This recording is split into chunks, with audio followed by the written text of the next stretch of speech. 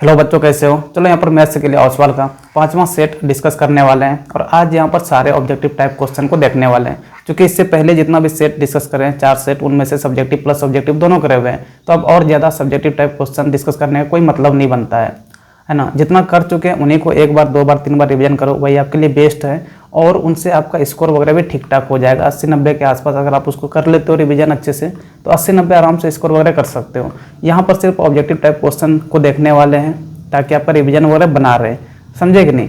बड़े हाल चलो यहाँ पर बिना समय को व्यर्थ किए स्टार्ट करते हैं। आपका पहला ऑब्जेक्टिव क्वेश्चन, पहला क्वेश्चन क्या दे रखा है। If the -2 is a root of the quadratic equation x पर square minus p x minus 14 बराबर 0 then p is equal to. देखो यहाँ पर एक क्वाड्रेटिक इक्वेशन दे रखा है, x पर square minus p x minus 14 बराबर 0 दे रखा है और यहाँ पर रूट दे रखा है कितना, तो इस क्वाड्रेटिक इक्वेशन का रूट है -2, यानी कि x का वैल्यू दे रखा है तो x बराबर कितना हो जाएगा, -2 हो जाएगा। p को आपको निकालना है, कैसे निकालेंगे, देखो इस वाले क्वाड्रेटिक इक्वेशन में -2 का वैल्यू को रख दो।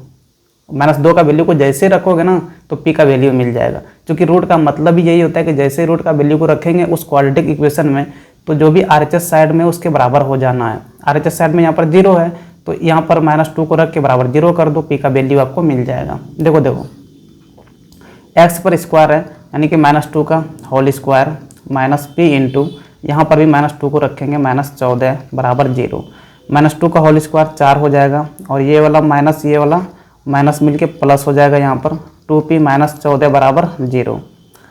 यहाँ पर 2p 4 -14 कितना हो जाएगा, तो -10 बराबर 0। यहाँ से देखो 2p बराबर कितना हो जाएगा 10, p बराबर यहाँ से 10/2 कर देंगे तो 2 पंचे 10 हो जाएगा, यानी p कितना आ गया, तो p आपका 5 आ गया। देखो 5 कौन सा ऑप्शन में दे रखा है, तो ऑप्शन सी में दे रखा है, इनके लिए ऑप्शन सी हो जाएगा। 2 नंबर में क्या दे रखा है, mister Saini gets 8400 at the end of 1 year. 1 साल के समाप्त होने के बाद मिस्टर सैनी को 8400 रुपया मिलता है एट द रेट ऑफ 10% पर annum in a recurring deposit account then the monthly instalment is. देखो दे के क्या क्या रखा हुआ है, सबसे पहले गिवन लिखो, गिवन में क्या क्या हो जाएगा, तो 8400 रुपया उनको 1 साल के समाप्त होने के बाद मिल रहा है। 8400 रुपया कौन सा अमाउंट है, तो मेच्योरिटी वैल्यू है, आपको मेच्योरिटी वैल्यू दे रखा है कितना, तो 8400 रुपया, ठीक है। समय कितना दे रखा है, तो यहाँ पर 1 ईयर लिखा हुआ है, यानी कि n बराबर 1 ईयर और यहाँ पर रिकरिंग डिपॉजिट के केस में मंथ में चेंज करना पड़ता है, यानी कि 12 महीना हो जाएगा, 12 महीना समय हो जाएगा, ठीक है। रेट क्या दे रखा है, देखो रेट दे रखा है 10%। आपको निकालना क्या है, मंथली इंस्टॉलमेंट निकालना है। मंथली इंस्टॉलमेंट का मतलब ये है कि पर महीने प्रिंसिपल कितना होगा, पर महीने का प्रिंसिपल अमाउंट निकालना है, हमें नहीं पता। चलो पर महीने का प्रिंसिपल अमाउंट को कुछ p बोल दो, p बराबर आपको क्या होगा वो निकालना है। कैसे निकालेंगे, देखो मेच्योरिटी वैल्यू दे रखा है ना, तो जाहिर सी बात है कि मेच्योरिटी वैल्यू का ही यहाँ पर फॉर्मूला यूज होने वाला है। मेच्योरिटी वैल्यू होता क्या है, तो मेच्योरिटी वैल्यू हो जाता है principal of n month. Total कितना प्रिंसिपल आपने भरा, 12 महीने में टोटल कितना प्रिंसिपल भरा, वह अमाउंट प्लस इंटरेस्ट, ये आपका मेच्योरिटी वैल्यू हो जाता है। मेच्योरिटी वैल्यू कितना दे रखा है, 8400 रुपया दे रखा है, ठीक है। 1 महीने का प्रिंसिपल कितना है, तो 1 महीने का प्रिंसिपल अमाउंट को हम p बोल रहे हैं, ठीक है। तो 12 महीने में कितने डाल देगा, यानी 12 गुना p, वो टोटल अमाउंट हो जाएगा, 12 महीने का प्रिंसिपल अमाउंट निकल जाएगा। तो यहाँ पर क्या कर देंगे, प्रिंसिपल ऑफ n मंथ का मतलब हो गया प्रिंसिपल गुना 12 कर देंगे प्लस इंटरेस्ट। देखो रिकरिंग डिपॉजिट के केस में इंटरेस्ट का फॉर्मूला अलग चलता है, आपको बताए हुए भी थे।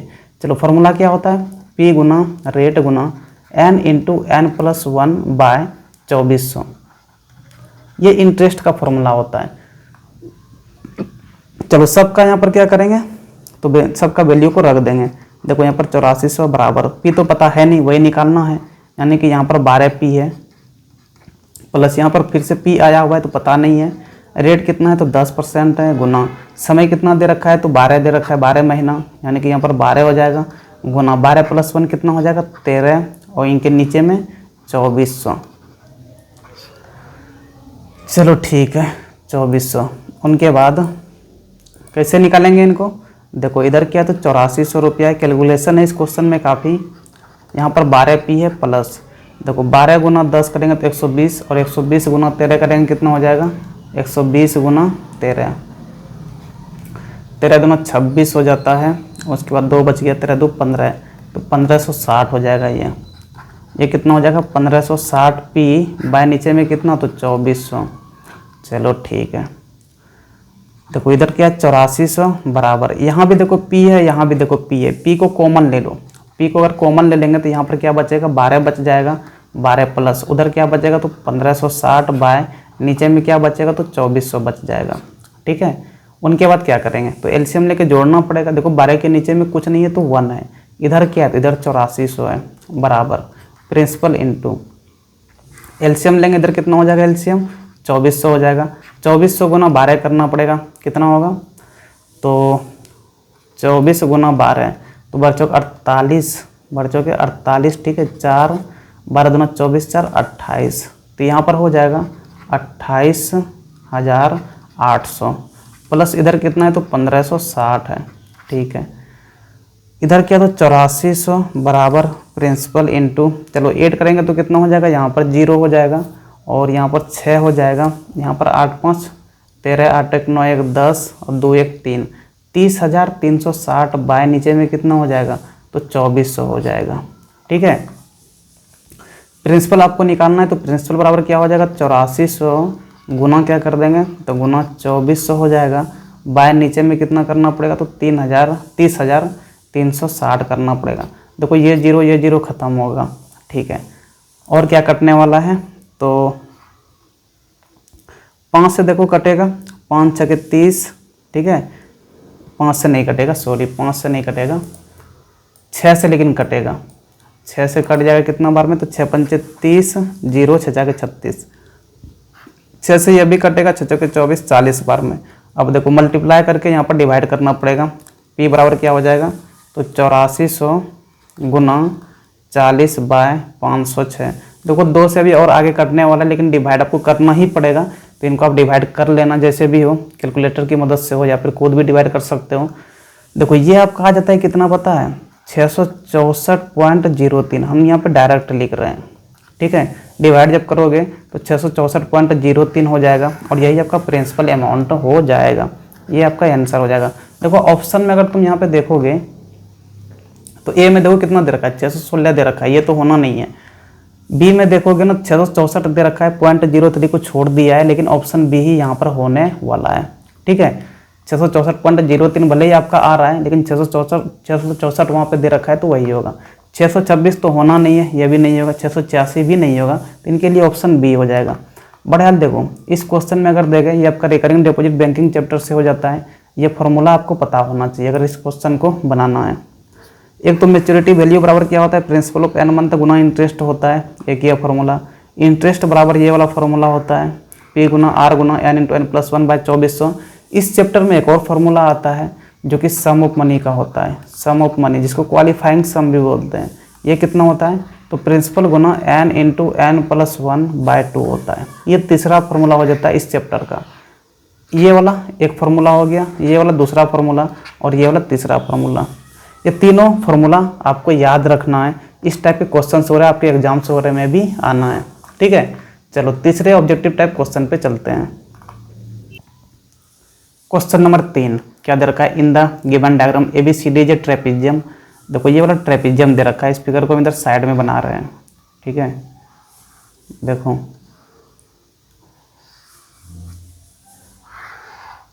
इस प्रकार से दिया हुआ है, ये वाला आपका A हो गया, ये B हो गया, ये C हो गया और ये D हो गया। ठीक है ना, ये आपका 11 दे रखा है, यहाँ पर ये x माइनस 1 है, ये वाला y प्लस 3 है, उनके बाद ये 5 दे रखा है, ये 8 दे रखा है और नीचे में ये 16 दे रखा है, सारे सेंटीमीटर वगैरह में है। चलो ठीक है, यूनिट से कोई मतलब नहीं है। आपको निकालना क्या है तो यहाँ पर रेशियो निकालना है, ratio of side of the pair of similar triangle. Similar triangle के साइड का रेशियो निकालना है। सबसे पहले तो यहाँ पर पता करना होगा ना कि सिमिलर ट्रायंगल्स कौन कौन सा है, क्योंकि यहाँ पर देखो 4 ट्रायंगल बन रहा है और एक चीज़ दे रखा है AB और DC आपस में पैरेलल है, ये भी क्वेश्चन में दे रखा है। कौन कौन सा ट्रायंगल सिमिलर होगा क्या लग रहा है आपको, यहाँ पर देखो एक ऊपर वाला ट्रायंगल देखो, यहाँ पर O पॉइंट है, DOC ट्रायंगल, इस वाले को देखो ये आपका DOC ट्रायंगल है और नीचे में ये वाला ट्रायंगल को देखो, ये दोनों ट्रायंगल आपस में सिमिलर है। वो कैसे है देखो, देखो वो कैसे है, तो सिमिलर होने के लिए क्या चाहिए, तो सिमिलर होने के लिए एटलीस्ट 2 कोरेस्पॉन्डिंग एंगल बराबर हो जाना चाहिए। वैसे तो सिमिलर करते हैं इन दोनों ट्रायंगल को, अगर देखोगे triangle OAB, triangle AOB and triangle DOC। इन दोनों ट्रायंगल को देखो, एक तो ये वाला एंगल और एक ये वाला एंगल, ये दोनों आपस में बराबर होगा, वर्टिकली अपोजिट एंगल हो जाएगा। मतलब शॉर्ट में लिख देते हैं एंगल O बराबर एंगल O। ये क्या हो जाएगा, तो वर्टिकली अपोजिट एंगल हो जाएगा। दूसरा एंगल क्या बराबर होगा, देखो AB और DC आपस में क्या दे रखा है, तो AB और DC आपस में पैरेलल है। अगर पैरेलल है तो ये वाला AC लाइन क्या बन जाएगा, ये वाला AC लाइन आपका ट्रांसवर्स लाइन बन जाएगा। ठीक है, AC लाइन जैसे ट्रांसवर्स लाइन बना तो आपका एक ये वाला एंगल, इसको कुछ 1 कर दो, और दूसरा ये वाला एंगल, इसको कुछ 2 कर दो, तो एंगल 1 बराबर एंगल 2 हो जाएगा भाई। क्यों बराबर होगा, क्योंकि अल्टरनेट एंगल है, अल्टरनेट एंगल्स। और सिमिलर करने के लिए दो ही तो चाहिए हमें, दो एंगल से ही तो बराबर चाहिए। तो यहाँ पर ये दोनों ट्रायंगल क्या हो गया, ये दोनों ट्रायंगल आपस में सिमिलर हो गया। अब सिमिलर लिखने का जरूरत नहीं है, क्योंकि हमें तो सिमिलर ट्रायंगल का साइड का रेशियो चाहिए। चलो ठीक है, अब इन दोनों ट्रायंगल्स का क्या करो, साइड का रेशियो ले लो। कैसे लेंगे साइड का रेशियो, देखो देखो देखो ऊपर में लिखते हैं। इस वाले में देखो किसको लेते हैं, तो AB को लेंगे। ठीक है, AB के कोरोस्पोंडिंग में ऊपर वाले ट्रायंगल में क्या हो जाएगा, तो DC हो जाएगा, ये वाला DC हो जाएगा। यानी देखो DC बाय AB हो जाएगा बराबर। ठीक है ना, इधर से DC लिए हुए इस वाले ट्रायंगल में DC। ठीक है, दूसरा साइड ये वाला OD को लो, OD बाय OD के कोरोस्पोंडिंग में कौन सा साइड होगा, तो OD के कोरोस्पोंडिंग में देखो वो पॉइंट जो था दोनों ट्रायंगल में, वो वर्टेक्स जो था, तो वो दोनों वर्टेक्स में कॉमन था। बाकी अगर यहाँ पे D वर्टेक्स आ रहा है इस ट्रायंगल में, तो D के कोरोस्पोंडिंग में आपका ये वाला B वर्टेक्स जाएगा। क्योंकि ये वाला एंगल और ये वाला एंगल आपस में इसको कुछ 3 कर देंगे और इनको कुछ 4 कर देंगे, तो एंगल 3 और एंगल 4 भी बराबर होगा अल्टरनेट एंगल से। यानी कि D वर्टेक्स और इधर से B वर्टेक्स एक दूसरे का कोरेस्पोंडिंग वर्टेक्स है। तो इधर से अगर OD चले तो इधर से क्या चलना होगा, OB को चलना पड़ेगा। तो OD बाय क्या हो जाएगा, OB बराबर, एक ये वाला OC बच गया, तो OC बाय इस वाले में ये वाला फिर OA चलना पड़ेगा। क्योंकि ये वाला देखो C वर्टेक्स जहाँ पे कि 2 एंगल बना था, और यहाँ पर A पॉइंट पे जो कि 1 एंगल बना था, एंगल 1 बराबर क्या लिखे थे, एंगल 2 लिखे थे। यानी कि इधर से आप OC चल रहे हो, इधर से आपको क्या चलना पड़ेगा, OA चलना पड़ेगा। तो यहाँ पर OC बाय OA हो जाएगा। ठीक है ना, ये दोनों सिमिलर ट्रायंगल का साइड का रेशियो ले लिए। आपको साइड का रेशियो ही पूछा भाई कितना होगा। देखो साइड का रेशियो निकालने के लिए ना, भले ही इस क्वेश्चन में बहुत कुछ दे के रखा हुआ है। यहाँ पर देखो OC x-1 दे के रखा था, ये वाला OB y+3 दे के रखा हुआ था, यहाँ पर ये 5 दे के रखा था, ये वाला OD 5 दे के रखा था, ये OA भी 11 दे के रखा था। लेकिन इन सब का ज़रूरत ही नहीं है, यहाँ पर बस आपको डाइवर्ट करने के लिए ये सब डाटा दिया हुआ है। एक्चुअल में ज़रूरत किन का है, तो एक्चुअल में ज़रूरत ये वाला 16 का है और 8 का है, बाकी किसी का ज़रूरत नहीं है। चूँकि इन दोनों ट्रायंगल सिमिलर ट्रायंगल का साइड का रेशियो निकालना है। साइड का रेशियो तो आप DC बाय AB करके भी निकाल सकते हो ना। ये वाला जो DC बाय AB आया इसी से निकल जाएगा। देखो निकालते हैं यहाँ पे DC बाय AB। DC कितना है, देखो DC 8 दे रखा है, 8 बाय AB कितना है, तो 16 दे रखा है। देखो 8 दूना 16, तो 1/2 यानी कि 1:2 हो गया। 1:2 किस में दे रखा है, तो ऑप्शन B में दे रखा है। और किसी भी साइड का ज़रूरत ही नहीं पड़ा, ना ही x-1 का ज़रूरत पड़ा, और ना ही y+3 का ज़रूरत पड़ा, ना ही 5 का ज़रूरत पड़ा, ना ही ये वाला 11 का ज़रूरत पड़ा। ज़रूरत सिर्फ 8 से था और सिर्फ 16 से यहाँ पर मतलब था, बाकी किसी का कोई ज़रूरत नहीं था। लेकिन आपको डाइवर्ट करने के लिए क्वेश्चन में बहुत सारा डाटा वगैरह दे रखा था, समझे कि नहीं। बड़े हाल चलो क्वेश्चन नंबर, ऑब्जेक्टिव का क्वेश्चन नंबर 3 में ऑप्शन क्या हो जाएगा, B हो जाएगा, 1:2 हो जाएगा। क्वेश्चन नंबर 4 क्या दे रखा है, if the angle between radii of a circle is 130 degree, the angle between the tangent at the end of the radii is. देखो ये वाला एंगल आपको निकालना है, ये पूरे एंगल P निकालने के लिए कह रहा है। कैसे निकालेंगे, देखो यहाँ पर ये वाला एंगल कितना है, तो 90 डिग्री है। ये वाला एंगल कितना है, ये भी 90 डिग्री है। क्योंकि जो टेंजेंट होता है, टेंजेंट हमेशा रेडियस के साथ 90 डिग्री का कोण बनाता है। अगर नहीं भी दिया हुआ रहता है यहाँ पे 90, तो भी 90 ही लेके चलना होता। क्योंकि ये वाला OB भी रेडियस है आपका, और इधर से ये वाला OA भी रेडियस है, और ये वाला PA भी टेंजेंट है, PB भी टेंजेंट है। टेंजेंट ऑलवेज रेडियस के साथ 90 का कोण बनाएगा। ये कितना दे रखा है, तो ये वाला 130 दे रखा है। देखो AOBP कैसा फिगर बन रहा है, क्लोज फिगर बन रहा है। कितना साइड है, 4 साइड है, मतलब कि क्वाड्रिलेटरल है। और क्वाड्रिलेटरल में चारों एंगल का सम 360 होता है। कोई भी क्वाड्रिलेटरल रहे, अगर क्वाड्रिलेटरल है तो चारों का सम 360 होगा।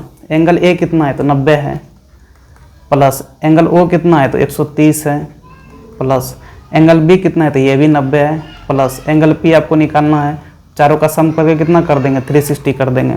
यहाँ से देखो 90 90 180 हो गया, 180 plus 130, 180 plus 130 plus angle P बराबर कितना हो जाएगा 360 हो जाएगा। 180 प्लस 130 कितना हो जाएगा 0 8 3 11 1 1 2 1 3, 310 प्लस एंगल पी बराबर 360 डिग्री। यहाँ से देखो एंगल बी आपका निकल जाएगा 360 माइनस 310 यानी कि 50 डिग्री आपका एंगल पी हो जाएगा। चलो 50 डिग्री किस में दे रखा है तो ऑप्शन बी में दे रखा है, इनके लिए ऑप्शन बी हो जाएगा। क्वेश्चन नंबर 5 क्या दे रखा है, if a kite is flying at a height of 40√3 metres from the level ground. देखो मान लो ना कि ये वाला एक पतंग है, ठीक है ना, और ये ग्राउंड से कितना हाइट पे फ्लाई कर रहा है तो दे रखा है 40√3 मीटर के हाइट पे फ्लाई कर रहा है ग्राउंड से, ठीक है। और यहाँ पर दे रखा है कि स्ट्रिंग से अटैच्ड किया हुआ है जो कि इंक्लाइनेशन कितना है तो 60 डिग्री है हॉरिजॉन्टल से। देखो यहाँ पर एक पॉइंट मान लो, ठीक है ना, यहाँ से एक पॉइंट मान लो, इनको ऐसे मिलाओ, यही वाला एंगल आपको कितना दे रखा है तो ये वाला एंगल 60 डिग्री का दे रखा है। आपको निकालना है क्या तो लेंथ ऑफ द स्ट्रिंग निकालना है, यानी कि पतंग का जो वो रस्सी होता है उनका लंबाई को निकालना है। यहाँ पर आपका पतंग वगैरह है यहाँ पर, ठीक है, और यहाँ पे मान लो ना कि इस जगह से बंधा हुआ है और इस प्रकार से पतंग वगैरह उड़ रहा है। यहाँ पर हॉरिजॉन्टल से 60 डिग्री पे पतंग है आपका। कैसे निकालेंगे पतंग में जो रस्सी है उनका लंबाई को कैसे निकालेंगे, चलो इनको ए कर दो, इनको बी कर दो, इनको सी कर दो। आपको निकालना क्या है तो ए सी निकालना है। देखो 60 डिग्री के सामने में जो होगा वो क्या होता है परपेंडिकुलर होगा, ठीक है, और 90 के सामने में देखो यहाँ पे 90 डिग्री का कौन बनेगा, ठीक है, और 90 के सामने में जो होता है वो हाइपोटेनस होता है, ये ऑलवेज याद रखना, ठीक है ना। और 90 को छोड़ के कोई और एंगल दे रखा है तो उनके सामने में जो होगा वो परपेंडिकुलर होगा।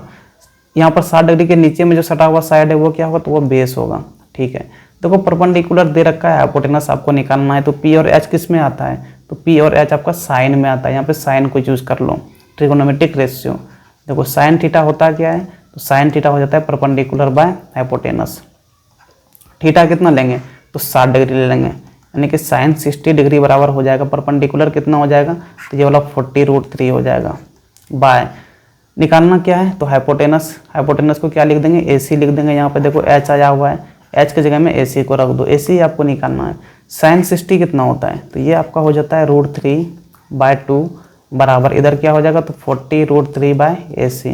देखो √3 को कटा सकते हैं, ठीक है, तो यहाँ से AC बराबर कितना हो जाएगा 40 × 2 यानी कि 80 मीटर आपका AC हो जाएगा।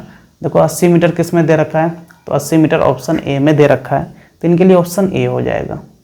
क्वेश्चन नंबर 6 क्या दे रखा है, statement 1 the surface area of a right circular cylinder is the sum of areas of 2 circular bases and its curve surface area. देखो देख क्या रखा है तो ये आपका मान लो एक सिलेंडर है, ठीक है, चलो नीचे में सर्कुलर शेप रहता है, ठीक है, ऊपर भी सर्कुलर शेप का ही रहता है।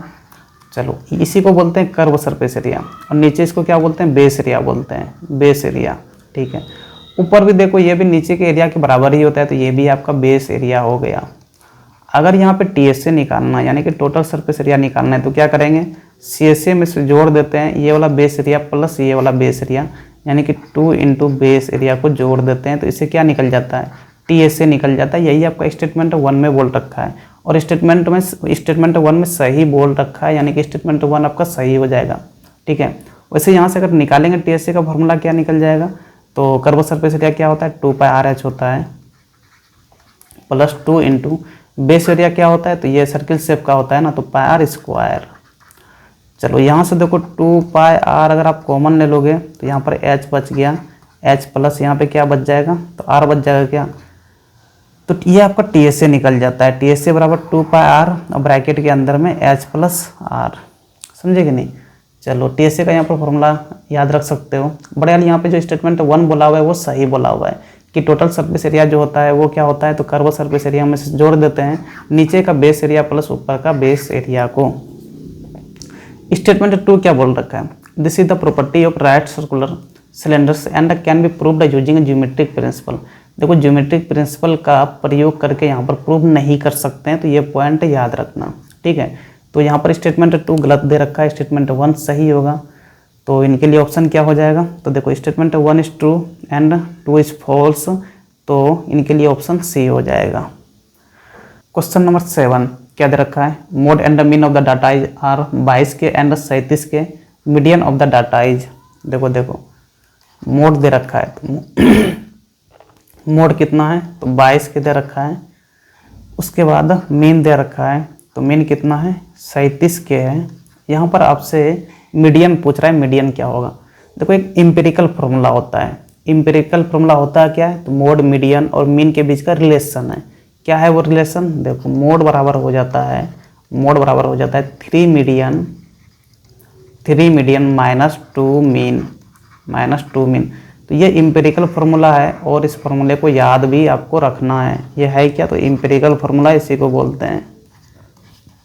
यही से देखो आपका मीडियन निकल जाएगा। कैसे निकालेंगे तो मोड कितना दे रखा है 22 के, यहाँ पे मोड की जगह में 22 के रख दो बराबर 3 मीडियन ही आपको निकालना है माइनस 2 इंटू मीन दे रखा है कितना 37 के, तो यहाँ पर 37 के को रख देंगे तो ये 22 के हो जाएगा बराबर 3 मीडियन माइनस, चलो इनको मल्टीप्लाई करेंगे तो 2 सत्ते 14, 2 तिया 6, 1 7, 74 के हो जाएगा। और 22 के 74 के को इधर लेके आएंगे तो प्लस 74 के और बराबर क्या हो जाएगा 3 मीडियन हो जाएगा। यहाँ से देखो मीडियन निकाल सकते हैं। चलो ऐड करो सबसे पहले, 4 2 कितना हो जाएगा 6 और 7 2 9, तो 96 के बराबर क्या हो जाएगा 3 मीडियन।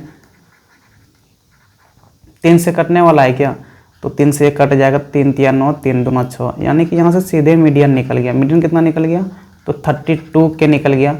देखो 32 के कौन सा ऑप्शन में दे रखा है, ऑप्शन बी में दिख रहा है, तो इनके लिए ऑप्शन बी हो जाएगा। क्वेश्चन नंबर 8 क्या दे रखा है, the probability of getting a number divisible by 3 is throwing A dice is. देखो देखो आपने लूडो वगैरह खेला होगा, जो डाइस वगैरह होता है अगर हम लोग उनको थ्रो करते हैं तो कितना पॉसिबल नंबर आ सकता है। तो 1 से लेकर 6 तक नंबरिंग रहता है, या तो 1 आ सकता है, या 2 आ सकता है, या 3 आ सकता है, या 4 आ सकता है, या 5 आ सकता है, या 6 आ सकता है। इन्हीं 6 में से कोई नंबर आने वाला है। तो टोटल नंबर ऑफ आउटकम्स कितना हो गया, टोटल नंबर ऑफ आउटकम्स आपके पास 6 हो गया। ठीक है ना, चलिए ठीक है। फेवरेबल आउटकम्स क्या हो जाएगा, फेवरेबल आउटकम्स देखो क्या बोला है यहाँ पर, ऐसा नंबर आना चाहिए जो कि 3 से डिविजिबल हो। तो 3 से डिविजिबल देखो इस वाले नंबर में से 1 2 3 4 5 6 में से 2 ही ऐसा नंबर है जो कि 3 से डिविजिबल है।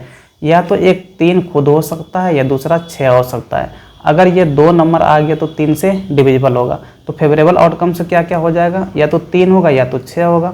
तो यहाँ पर टोटल 2 फेवरेबल आउटकम्स आपके पास है और टोटल नंबर ऑफ आउटकम्स कितना है 6 है। तो प्रोबेबिलिटी क्या हो जाएगा, देखो favourable outcomes by total number of outcomes होता है, यानी कि 2/6 कर देंगे तो 2 तिया 6 हो जाएगा। तो 1/3 इनके लिए हो जाएगा। 1/3 कौन सा ऑप्शन में दे रखा है तो ऑप्शन बी में दे रखा है। ठीक है, उनके बाद देखो क्वेश्चन नंबर 9। क्वेश्चन नंबर 9 करने का कोई ज़रूरत नहीं है, ये आपके सिलेबस से बाहर क्वेश्चन है। पता नहीं ओसवाल ने क्यों दे रखा है ट्रांसपोज ऑफ मैट्रिक्स वगैरह के बारे में, क्योंकि देखो ट्रांसपोज ऑफ मैट्रिक्स वगैरह 11th-12th में पढ़ना होता है, 10th में ट्रांसपोज के बारे में ज़्यादा पढ़ने का है नहीं। तो यहाँ पर यह क्वेश्चन देने का कोई मतलब नहीं बनता है, तो इस क्वेश्चन को यहाँ पर डिस्कस नहीं करेंगे। क्वेश्चन नंबर 10 को देखो, यहाँ क्या दे रखा है, table shows value of a and b where a is proportional to b. आपको निकालना क्या है तो वाई एंड जेड को निकालना है। देखो यहाँ पे करना कुछ नहीं है, ए और बी किस में है तो ए और बी प्रोपोर्शन में है। ठीक है, यहाँ पे देखो √3 है, यहाँ पे कितना 9 है, सीधे यहाँ पे लिख दो √3/9 बराबर, इधर से देखो y और नीचे में कितना है 2√3 है, तो आपका हो जाएगा y/2√3 और बराबर लगा देना है। फिर से इधर कितना है तो √3/27 है, तो √3/27, एक सेकेंड, √3/27 उनके साथ में ही है ना, तो √3/27 और बाय नीचे में देखो ये z है, तो नीचे में z को लिखना पड़ेगा। आपको y और z निकालना है। कैसे निकालेंगे, एक बार इन दोनों को लेके आगे चलो, यहाँ से y मिल जाएगा। देखो √3/9 बराबर y बाय क्या है तो y/2 इंटू √3 है, क्रॉस मल्टीप्लाई करो, 9 गुना y करेंगे तो 9y हो जाएगा। 9y बराबर देखो 2√3 और गुना √3 कितना हो जाएगा तो 2 गुना √3 गुना √3 कितना होता है 3 होता है। यहाँ से देखो y बराबर क्या हो जाएगा, 9y बराबर 3 दूना 6 हो जाएगा, y बराबर क्या हो जाएगा तो 6/9 हो जाएगा। तो ये 3 से 3 दूना 6, 3 तिया 9 कितना निकल गया, तो ये आपका 2/3 निकल गया। पॉइंट में दे रखा है तो फिर डिवाइड करना पड़ेगा, कोई ऑप्शन नहीं दिख रहा है। अगर इनको डिवाइड करोगे तो ये कितना हो जाएगा, तो ये आपका 0.66 के आसपास आ जाएगा। तो ये आपका y निकल गया। ठीक है, देख लो 0.66 किस में दे रखा है, तो 0.6 देखो एक ही ऑप्शन में दिख रहा है, यहाँ पर बी ऑप्शन में दिख रहा है। y बराबर कितना, तो 0.66 और किसी ऑप्शन में नहीं दिख रहा है, समझे कि नहीं।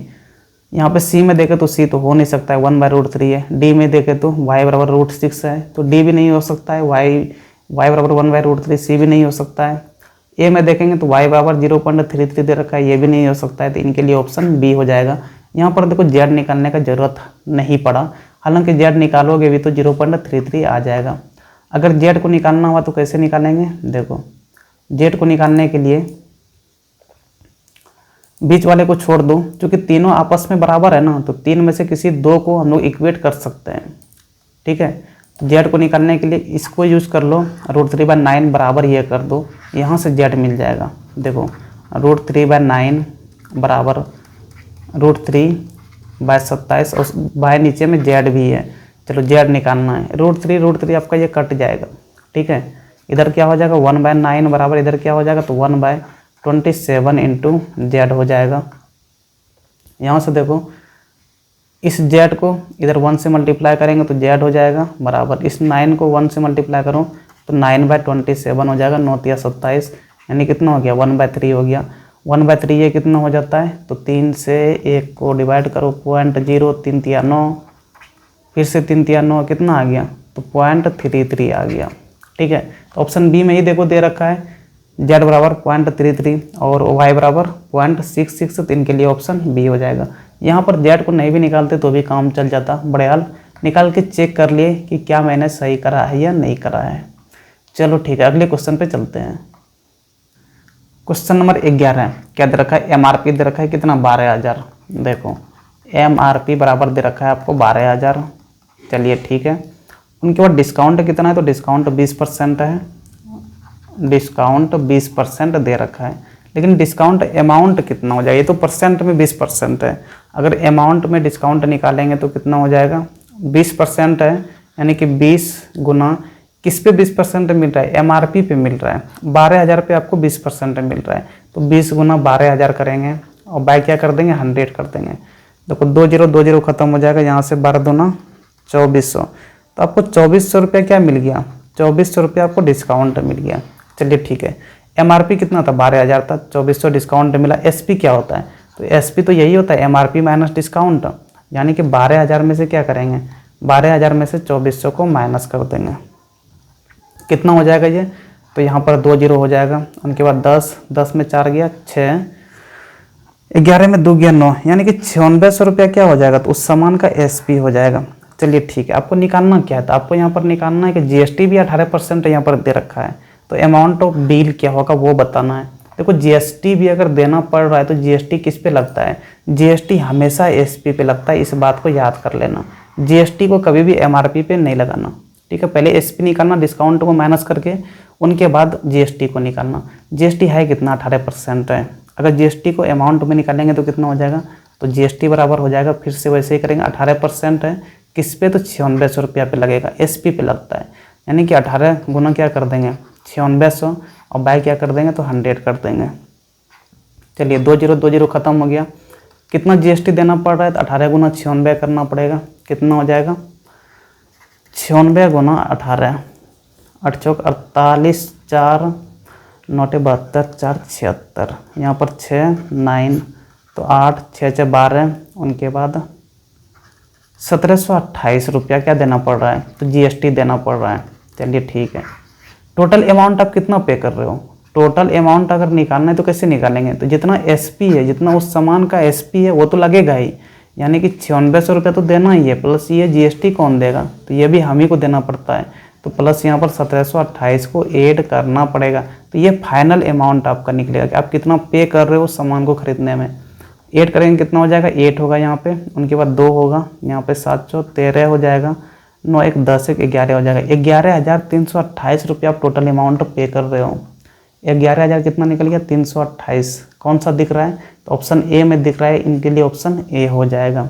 ठीक है, क्वेश्चन नंबर 12 क्या दे रखा है, ए 7% stock yield 9% the market value of the stock is. देखो ये क्वेश्चन में लीगल लैंग्वेज दे रखा है और इस लैंग्वेज का मतलब को समझना पड़ेगा। देखो यहाँ पर जो दे रखा है 9% ने, इनका मतलब ये हो जाता है कि अगर आप 100 रुपया इन्वेस्ट करते हो ना तो आपको 9% फ़ायदा होगा, 9 रुपया फ़ायदा होगा। तो अगर 7 रुपया फ़ायदा चाहिए तो कितना इन्वेस्ट करना पड़ेगा आपको, ये इस क्वेश्चन का एक्चुअली मतलब हुआ। ए 7% स्टॉक यील्ड्स 9%, ठीक है ना। इसका मतलब क्या बताएं कि अगर आप 100 रुपये इन्वेस्ट करते हो तो 9 रुपया आपको फ़ायदा मिलता है, लेकिन आपको फ़ायदा कितना करना है, 7 रुपया ही करना है। तो उस केस में आप कितना इन्वेस्ट करोगे, कितना मार्केट में पैसा लगाओगे। देखो क्या बोले कि अगर 100 रुपया इन्वेस्ट करते हो इसमें फ़ायदा कितना मिलेगा आपको, 9 रुपया फ़ायदा मिलेगा। चलिए ठीक है, यानी कि 9 रुपया किस में फ़ायदा मिल रहा है, 100 रुपये में मिल रहा है, ठीक है। हमें फ़ायदा कितना चाहिए, तो हमें यहाँ पर फ़ायदा 7 ही चाहिए। तो 7 रुपया फ़ायदा के लिए कितना आपको इन्वेस्ट करना पड़ेगा वो निकालना है।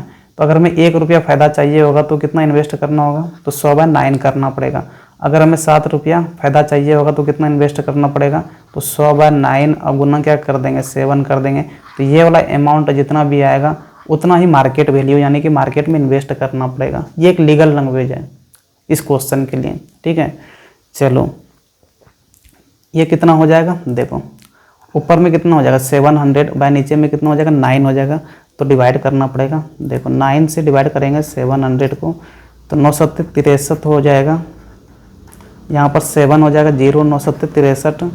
यहाँ पर फिर से कितना हो जाएगा 63 हो जाएगा। यहाँ पर फिर से 7 हो जाएगा 0.0, तो फिर से वही आने वाला है यानी कि 77.77 कौन सा दे रखा है, तो ऑप्शन बी में दे रखा है।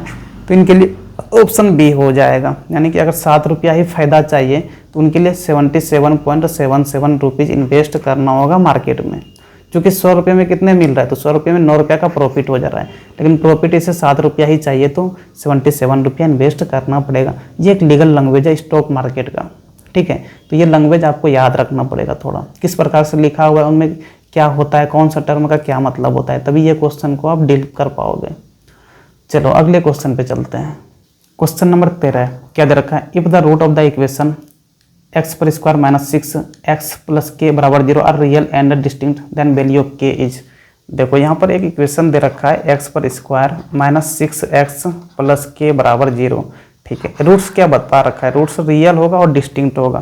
देखो नेचर ऑफ रूट्स पता करने के लिए, नेचर ऑफ रूट्स पता करने के लिए एक कंडीशन है, वो क्या कंडीशन है, तो डिस्क्राइमिनेंट को देखते हैं। डिस्क्राइमिनेंट का मतलब डी को देखते हैं। डी होता क्या है, तो डी हो जाता है डी बराबर b² - 4ac।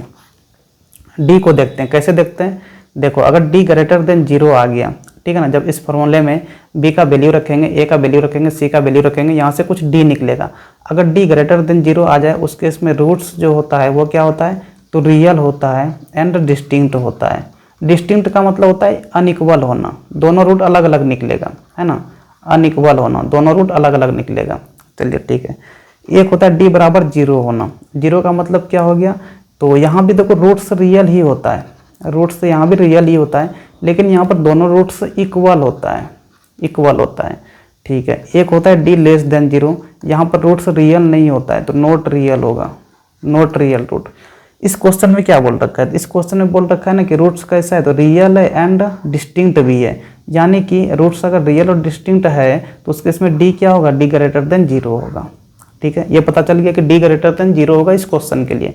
हमें निकालना क्या, तो वैल्यू ऑफ k निकालना है। कैसे निकालेंगे, देखो इस क्वेश्चन के लिए क्या करेंगे, d ग्रेटर देन 0 कर देंगे। चलो ठीक है, d होता क्या है, तो d हो जाता है b² - 4ac ग्रेटर देन क्या कर देंगे, 0 कर देंगे। अब इस क्वेश्चन के लिए a b c क्या हो जाएगा, देखो a बराबर x² का जो कोफिशिएंट होता है उनको a बोलते हैं, यहाँ पर कुछ नहीं है तो 1 है, यानी कि a बराबर 1 होगा। b कितना होगा, तो x, ये वाला x का जो कोफिशिएंट होता है -6, ये आपका b हो जाएगा। c कितना होगा, तो कांस्टेंट टर्म, ये वाला प्लस के यहाँ पर c हो जाएगा। चलो यहाँ पर रख दो, b क्या रखेंगे, तो -6 को रखेंगे, यानी कि -6 का होल स्क्वायर -4 इंटू a कितना है, तो a बराबर 1 है, इंटू c कितना है, k है, अगर ग्रेटर देन 0 होगा। चलो चचा के 36, यहाँ पर -4k हो जाएगा ग्रेटर देन 0।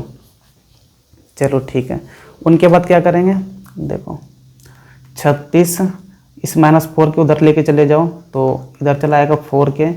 चलो इधर देखो 4 से ये पूरा कट जाएगा, यानी कि 9 और लेस देन इधर क्या हो जाएगा, 9 ग्रेटर देन के हो जाएगा। के का वैल्यू देखो क्या होना पड़ेगा, तो के का वैल्यू 9 से छोटा होना पड़ेगा। के का वैल्यू 9 से छोटा कौन सा ऑप्शन में दे रखा है, तो के का वैल्यू 9 से छोटा ऑप्शन डी में दे के रखा हुआ है, तो इनके लिए ऑप्शन डी हो जाएगा। ठीक है। क्वेश्चन नंबर 14 क्या दे रखा है, points A B and C are collinear. Collinear का मतलब हो जाता है तीनों पॉइंट एक ही स्ट्रेट लाइन में होना। देखो ये आपका एक स्ट्रेट लाइन है, यहाँ पर ए पॉइंट कर दो, यहाँ पर बी पॉइंट कर दो, यहाँ पर सी पॉइंट कर दो। ए कितना दे रखा है, तो x, y दे रखा है, बी कितना दे रखा है 3, -2 दे रखा है, सी कितना दे रखा है तो 4, -5 दे रखा है। देखो कोलिनियर है मतलब कि तीनों पॉइंट एक ही स्ट्रेट लाइन में। अगर एक ही स्ट्रेट लाइन में तीनों पॉइंट आ जाए तो ट्रायंगल्स नहीं बना सकता है। अगर ट्रायंगल्स नहीं बना रहा है इसका मतलब कि एरिया ऑफ ट्रायंगल क्या होगा, 0 होगा, क्योंकि ट्रायंगल्स तो तीनों पॉइंट मिलके बनाया ही नहीं। जब ट्रायंगल्स नहीं बनाया तो एरिया कहाँ से, तो एरिया ऑफ ट्रायंगल क्या हो जाएगा, 0 हो जाएगा। यहाँ से देखो निकालना क्या है, value of y in term of x निकालना है, y का वैल्यू निकालना है x के टर्म में। जब भी कोलिनियर दिया हुआ है इसका मतलब कि एरिया ऑफ ट्रायंगल क्या करना है, 0 कर देना है। देखो एरिया ऑफ ट्रायंगल बराबर 0 कर देंगे। अब कोऑर्डिनेट के टर्म में एरिया ऑफ ट्रायंगल कैसे निकालते हैं ये पता रहेगा तभी तो। कोऑर्डिनेट अगर दिया हुआ रहे तो उनका एरिया ऑफ ट्रायंगल कैसे निकालते हैं। देखो यहाँ पर एक फॉर्मूला होता है वो आपको याद रखना पड़ेगा, 1/2 लिखना, ठीक है, ब्रैकेट देंगे, उनके बाद यहाँ पर x1 लिखेंगे, ठीक है, फिर ब्रैकेट देंगे, यहाँ पर y2 - y3 लिखेंगे, बीच में प्लस, फिर यहाँ पर x2 को देंगे, उनके बाद ब्रैकेट। अब यहाँ पर क्या करेंगे, तो एक कम करते हैं, देखो यहाँ पर लिख रहे हैं x1, y1, उनके बाद यहाँ पर लिख रहे हैं x2, y2, इनको कर दो x3, y3। देखो ये वाला x1 को लिखे यहाँ पर, तो y यहाँ से लेना है, y2 - y3 कर दिए। उनके बाद ये वाला x2 को लेंगे, तो यहाँ पर देखो y3 है ना, y3 माइनस ये वाला y1 कर देना है, y1, और प्लस यहाँ पर x3 को अब लिखेंगे, तो अब x3 देखो यहाँ से लिए हैं, तो y1 यहाँ से लेना है, ये वाला y1 लेंगे, y1 माइनस इस वाले y2 को कर देंगे, यानी कि y1 - y2। ठीक है, इस प्रकार से यहाँ पर फॉर्मूला यूज होता है एरिया ऑफ ट्रायंगल्स का। देखो सब वैल्यू का रख दो, 1/2, x1 कितना है, तो x1 आपका ये वाला x था, यहाँ पर x को लेंगे, ठीक है, y2 क्या था, तो ये वाला -2 माइनस y3 कितना है, ये वाला -5 है, यहाँ पर -5 को रखेंगे, प्लस x2 कितना है, तो देखो x2 आपका ये वाला 3 था, 3 को लेंगे यहाँ पर, उनके बाद y3 देखो कितना है, -5 है, माइनस y1 कितना है, तो y1 देखो ये वाला y ही था, तो यहाँ पर y ही रहने देंगे, प्लस x3 कितना है, तो 4 है, यहाँ पर 4 को लेंगे, उनके बाद y1 कितना है, तो y1 देखो फिर से आपका y आ गया है यहाँ पर, तो y माइनस y2 कितना है, तो -2 है, तो यहाँ पर -2 करना पड़ेगा। तो ये आपका वैल्यू रखने के बाद हो जाता है, थोड़ा कैलकुलेशन करना पड़ेगा। अच्छा बराबर 0 भी करना है, क्योंकि ये तीनों पॉइंट्स मिलके ट्रायंगल बना ही नहीं रहा है, ट्रायंगल नहीं बना रहे तो इनका एरिया क्या हो जाएगा, 0 हो जाएगा। देखो इधर क्या है, तो 1/2 है, ठीक है, चलो इधर x है, यहाँ पर देखो -2, और ये वाला माइनस मिलके प्लस हो जाएगा, यानी +5 हो जाएगा, यहाँ पर प्लस, यहाँ पर 3 है, उनके बाद यहाँ पे क्या होगा, तो -5 - y ही रहेगा। चलो यहाँ पर +4 है, यहाँ पर y, यहाँ पर देखो माइनस मिलके +2 हो जाएगा, ठीक है, बराबर क्या, तो बराबर 0। उनके बाद देखो इस वाले 1/2 को बराबर के उस साइड में भेजेंगे तो 0 हो जाएगा, ठीक है। चलो इधर क्या बच जाएगा, तो यहाँ पर x है, -2 + 5 कितना हो जाएगा, तो 3 हो जाएगा, ठीक है। यहाँ पर देखो 3 से मल्टीप्लाई कर दो, कितना हो जाएगा, 5 या 15 हो जाएगा, यानी कि -15 यहाँ पर हो जाएगा। उनके बाद यहाँ पे कितना होगा, तो ये वाला प्लस और ये वाला माइनस फिर से मल्टीप्लाई होगा, यहाँ पे -3y हो जाएगा, ठीक है। यहाँ पर देखो +4y प्लस कितना हो जाएगा, 8 बराबर 0 हो जाएगा, ठीक है। उनके बाद इधर है क्या, तो 3x है, और देखो -15 + 8 कितना हो जाएगा, तो 8 7 15 होता है, यानी कि -7 -3y और +4y बराबर क्या हो गया, 0 हो गया। यहाँ से देखो 3x -7, देखो -3y + 4y कितना हो जाएगा, तो +y बराबर 0 हो जाएगा। आपको y निकालना है, यानी कि y बराबर इस पूरे को उधर भेज दो, तो उधर जाएगा 3x माइनस में हो जाएगा, 7 प्लस में हो जाएगा, यानी कि 7 - 3x हो जाएगा। y बराबर कितना आ गया, 7 माइनस 3x, यही आपको निकालने के लिए कह रहा था। देख लो कौन सा ऑप्शन दे रखा है, क्या निकाले हो, तो 7 माइनस 3x, 7 माइनस 3x कौन सा ऑप्शन में दे रहा है, तो 7 माइनस 3x देखो ऑप्शन डी में दिख रहा है, तो ऑप्शन आपका डी हो जाएगा। देखो सी को देखा ना 3x माइनस 7, बस माइनस का इधर उधर है, लेकिन यहाँ पे इस क्वेश्चन में 7 माइनस 3x निकला है, तो इनके लिए ऑप्शन डी ही होगा।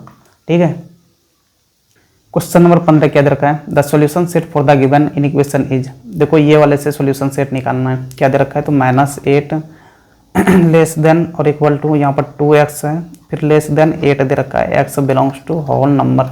चलो यहाँ पर सॉल्यूशन सेट निकालना है, कैसे निकालेंगे, देखो यहाँ पर दो इनइक्वलिटी नज़र आ रहा होगा, एक यहाँ पर भी है और एक यहाँ पर भी है, तो एक बार आपको इसको लेके चलना पड़ेगा, दूसरी बार इस वाले को लेके चलना पड़ेगा। ठीक है, और फिर दोनों को मिला के फाइनल सॉल्यूशन सेट लिखना पड़ेगा। कैसे करेंगे, देखो -8 लेस देन और इक्वल टू, यहाँ पर 2x लगा हुआ है, तो इनको पलटा दो, तो इधर 2x हो जाएगा और ये वाला भी साइन पलट जाएगा। ठीक है, इस प्रकार से हो जाएगा, इधर क्या हो जाएगा, -8 हो जाएगा। तो आपको x निकालना है, x ग्रेटर देन और इक्वल टू हो जाएगा -8/2, -8/2 यानी कि 2 चौके 8 हो जाएगा। यहाँ से आपका क्या हो जाएगा, तो x ग्रेटर देन और इक्वल टू -4 हो जाएगा। ये आपका पहला निकल गया, पहला सेट। दूसरा सेट देखो कैसे निकालेंगे, 2x क्या है, तो लेस देन 8 है, देखो एंड 2x लेस देन 8, यहाँ से देखो 2 को उधर भेजो तो x लेस देन 8/2 हो जाएगा, 2 चौके 8, यानी कि x क्या चाहिए, तो x 4 से छोटा चाहिए। ठीक है, x 4 से छोटा चाहिए, कुछ छूटा तो नहीं भाई, कुछ छूटा तो नहीं है ना, नहीं छूटा है, चलो ठीक है, ये आपका दूसरा हो गया। अब दोनों को मिला के देखना पड़ेगा फाइनल। देखो पहला क्या बोला है, तो पहला बोल रहा है ना कि x बड़ा होना चाहिए, किससे, तो -4 से, चलिए ठीक है, -4 से बढ़ा लेना है। और दूसरा क्या बोल रहा है, x छोटा होना चाहिए 4 से, लेकिन ऊपर में यहाँ पे एक चीज़ और देखना पड़ेगा, यहाँ पे दे रखा है x belongs to whole number, और क्या दे रखा है, तो x belongs to whole number. अब होल नंबर से x बिलोंग करना चाहिए, होल नंबर क्या क्या हो जाता है, देखो होल नंबर 0 से स्टार्ट होता है, 0 1 2 3 4 5 6 इस प्रकार से होता है। अब यहाँ पे देखो -4 से बड़ा, यहाँ पे तो बोल रहा है कि -4 से बड़ा, -4 से बड़ा क्या क्या हो जाता है, या फिर बराबर भी दे रखा है यहाँ पे। इनके हिसाब से देखेंगे ना, इस वाले के हिसाब से देखेंगे तो क्या क्या हो जाएगा, -4 भी हो सकता है, -3 भी हो सकता है, -2 -1 0 भी हो सकता है। इनसे बड़ा चलना है, 0 1 2 3 तक होगा, क्योंकि देखो यहाँ पर दूसरा क्या बोल रखा है, x लेस देन 4, 4 से छोटा होना चाहिए, 4 भी नहीं होना चाहिए, क्योंकि यहाँ पर इक्वल टू नहीं लगा हुआ है, पहले वाले में इक्वल टू लगा हुआ था, इसलिए यहाँ पर -4 को लिए हुए हैं। यहाँ पर 4 से छोटा, यानी कि 4 को भी नहीं ले सकते, 3 को ही लेना पड़ेगा, तो ये इन दोनों को मिला के ये सॉल्यूशन सेट निकल गया, ये वाला। लेकिन क्वेश्चन में बोल रखा है ना कि x क्या होना चाहिए, तो होल नंबर होना चाहिए। अब होल नंबर तो 0 से स्टार्ट होता है, यानी कि 0 से पहले जितना है वो तो नहीं हो सकता है फिर सॉल्यूशन सेट।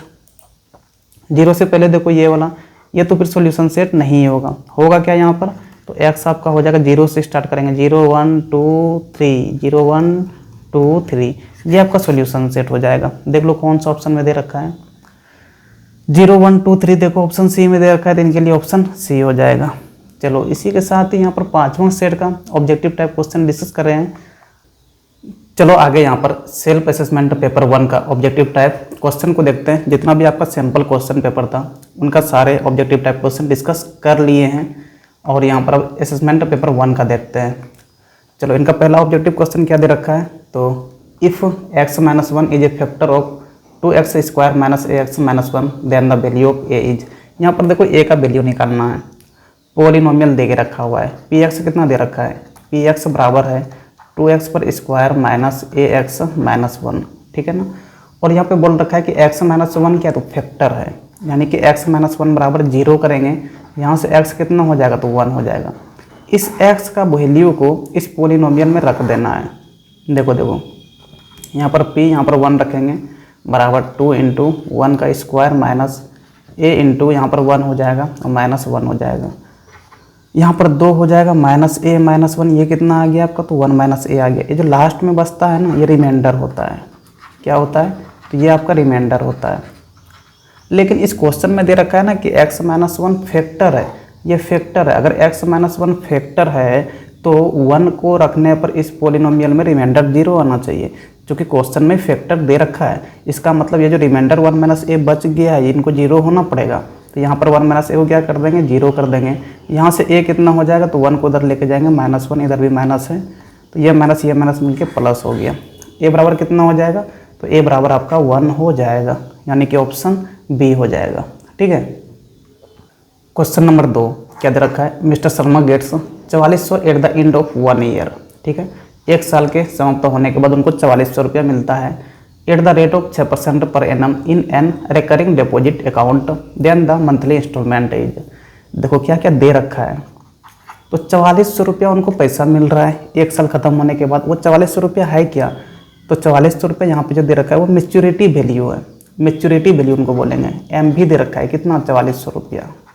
ठीक है, समय कितना दे रखा है, तो 1 ईयर दे रखा है। एन बराबर, चूँकि यहाँ पर रिकरिंग डिपॉजिट के केस में जो समय दिया हुआ रहता है उनको ईयर में नहीं बल्कि मंथ में रखते हैं। तो 1 साल में कितना मंथ, तो 1 साल में 12 महीना हो जाएगा। तो ये आपका एन हो गया। रेट कितना दे रखा है, 6% दे रखा है। आर बराबर 6% दे रखा है। निकालना क्या है आपको, तो मंथली इंस्टॉलमेंट निकालना, यानी कि आप प्रत्येक महीने कितने रुपया डिपॉजिट कर रहे थे। प्रिंसिपल अमाउंट निकालना है पर महीने का। चलो हम फिलहाल के लिए बोल देते हैं कि आपने पी रुपया भर रहा है पर महीने, ठीक है ना, पी रुपया डिपॉजिट कर रहे हैं, तो ये आपको पी निकालना है। कैसे निकालेंगे, देखो मेच्योरिटी वैल्यू दे रखा है, तो जाहिर सी बात है कि मेच्योरिटी वैल्यू का ही फॉर्मूला यूज होने वाला है।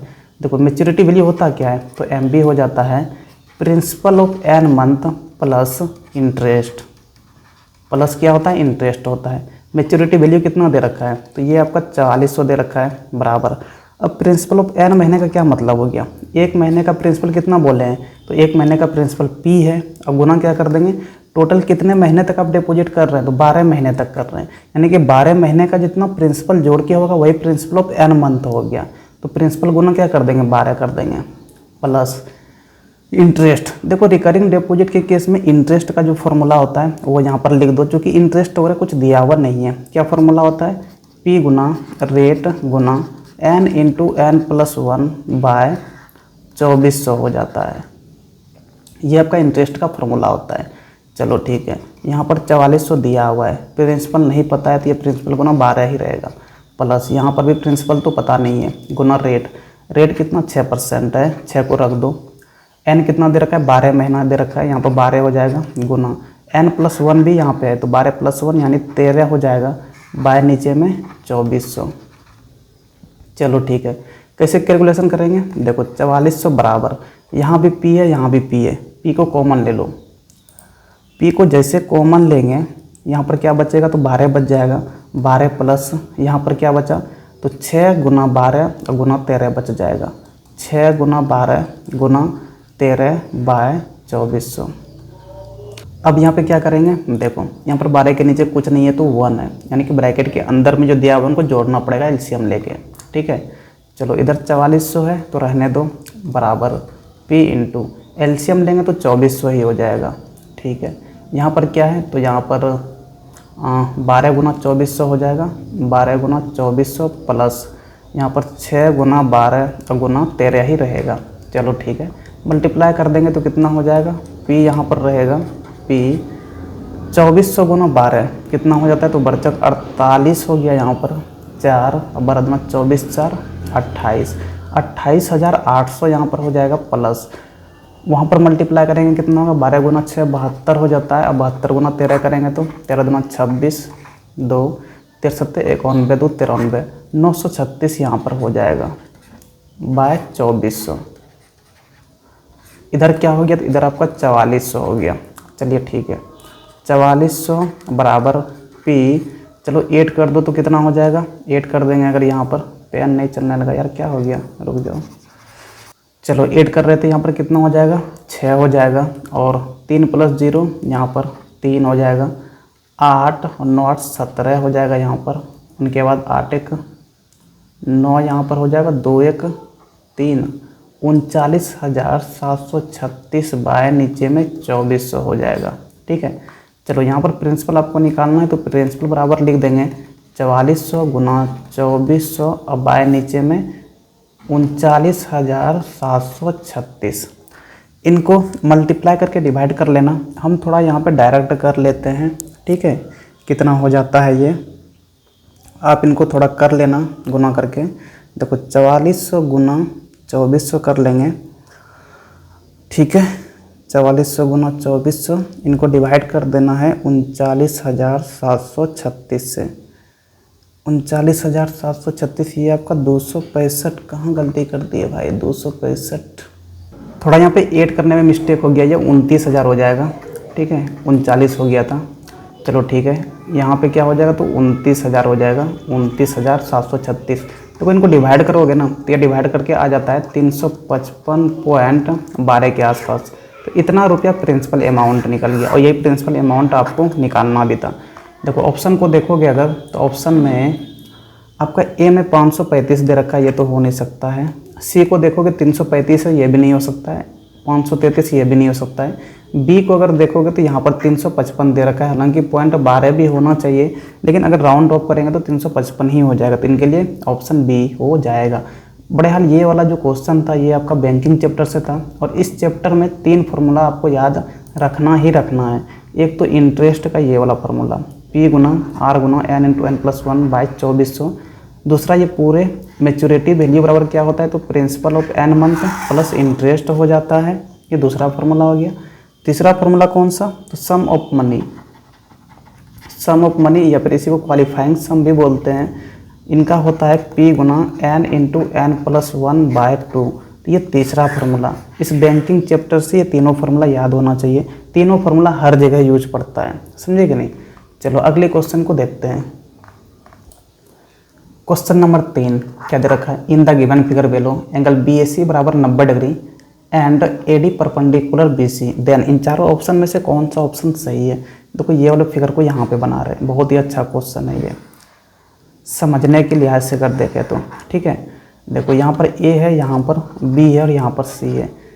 ये वाला एंगल 90 डिग्री क्वेश्चन में दे रखा है, ये है कितना, तो 90 डिग्री है। चलिए ठीक है। यहाँ पर एक चीज़ और दे रखा है, A D perpendicular B C है, यानी कि ए वर्टेक्स से एक लाइन खींचना है नीचे की तरफ, और ये वाला डी पॉइंट दे देना है। तो ए डी आपका एल्टीट्यूड हो गया, ठीक है। यहाँ पर भी 90 डिग्री का कोण बन रहा है, ये क्वेश्चन में दे रखा है।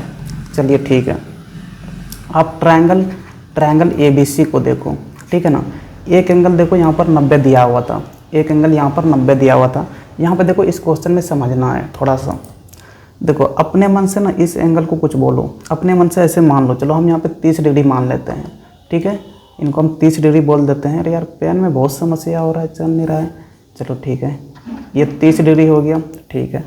ए बी सी ट्रायंगल को अगर देखें तो ये तो 90 था ही, ठीक है। ये 30 डिग्री हो गया, तो 9 3 12 120 हो गया, यानी कि इनको कितना होना पड़ेगा, 60 डिग्री होना पड़ेगा। चूँकि किसी भी ट्रायंगल में तीनों एंगल का सम 180 होता है। चलो अब क्या करो, ए बी सी ट्रायंगल का काम खत्म हो गया। अब देखो ट्रायंगल ए बी डी को, किनको देखना है, तो ए बी डी ट्रायंगल को देखना है। देखो ए बी डी ट्रायंगल को अगर आप देखोगे, यहाँ पर देखो ये 90 डिग्री है, ठीक है। ये वाला 60 डिग्री हो गया। ये वाला एंगल कितना हो जाएगा, यही एक एंगल बचा हुआ है ए बी डी ट्रायंगल में, ये कितना होगा। देखो 90 प्लस 60 150 हो जाएगा।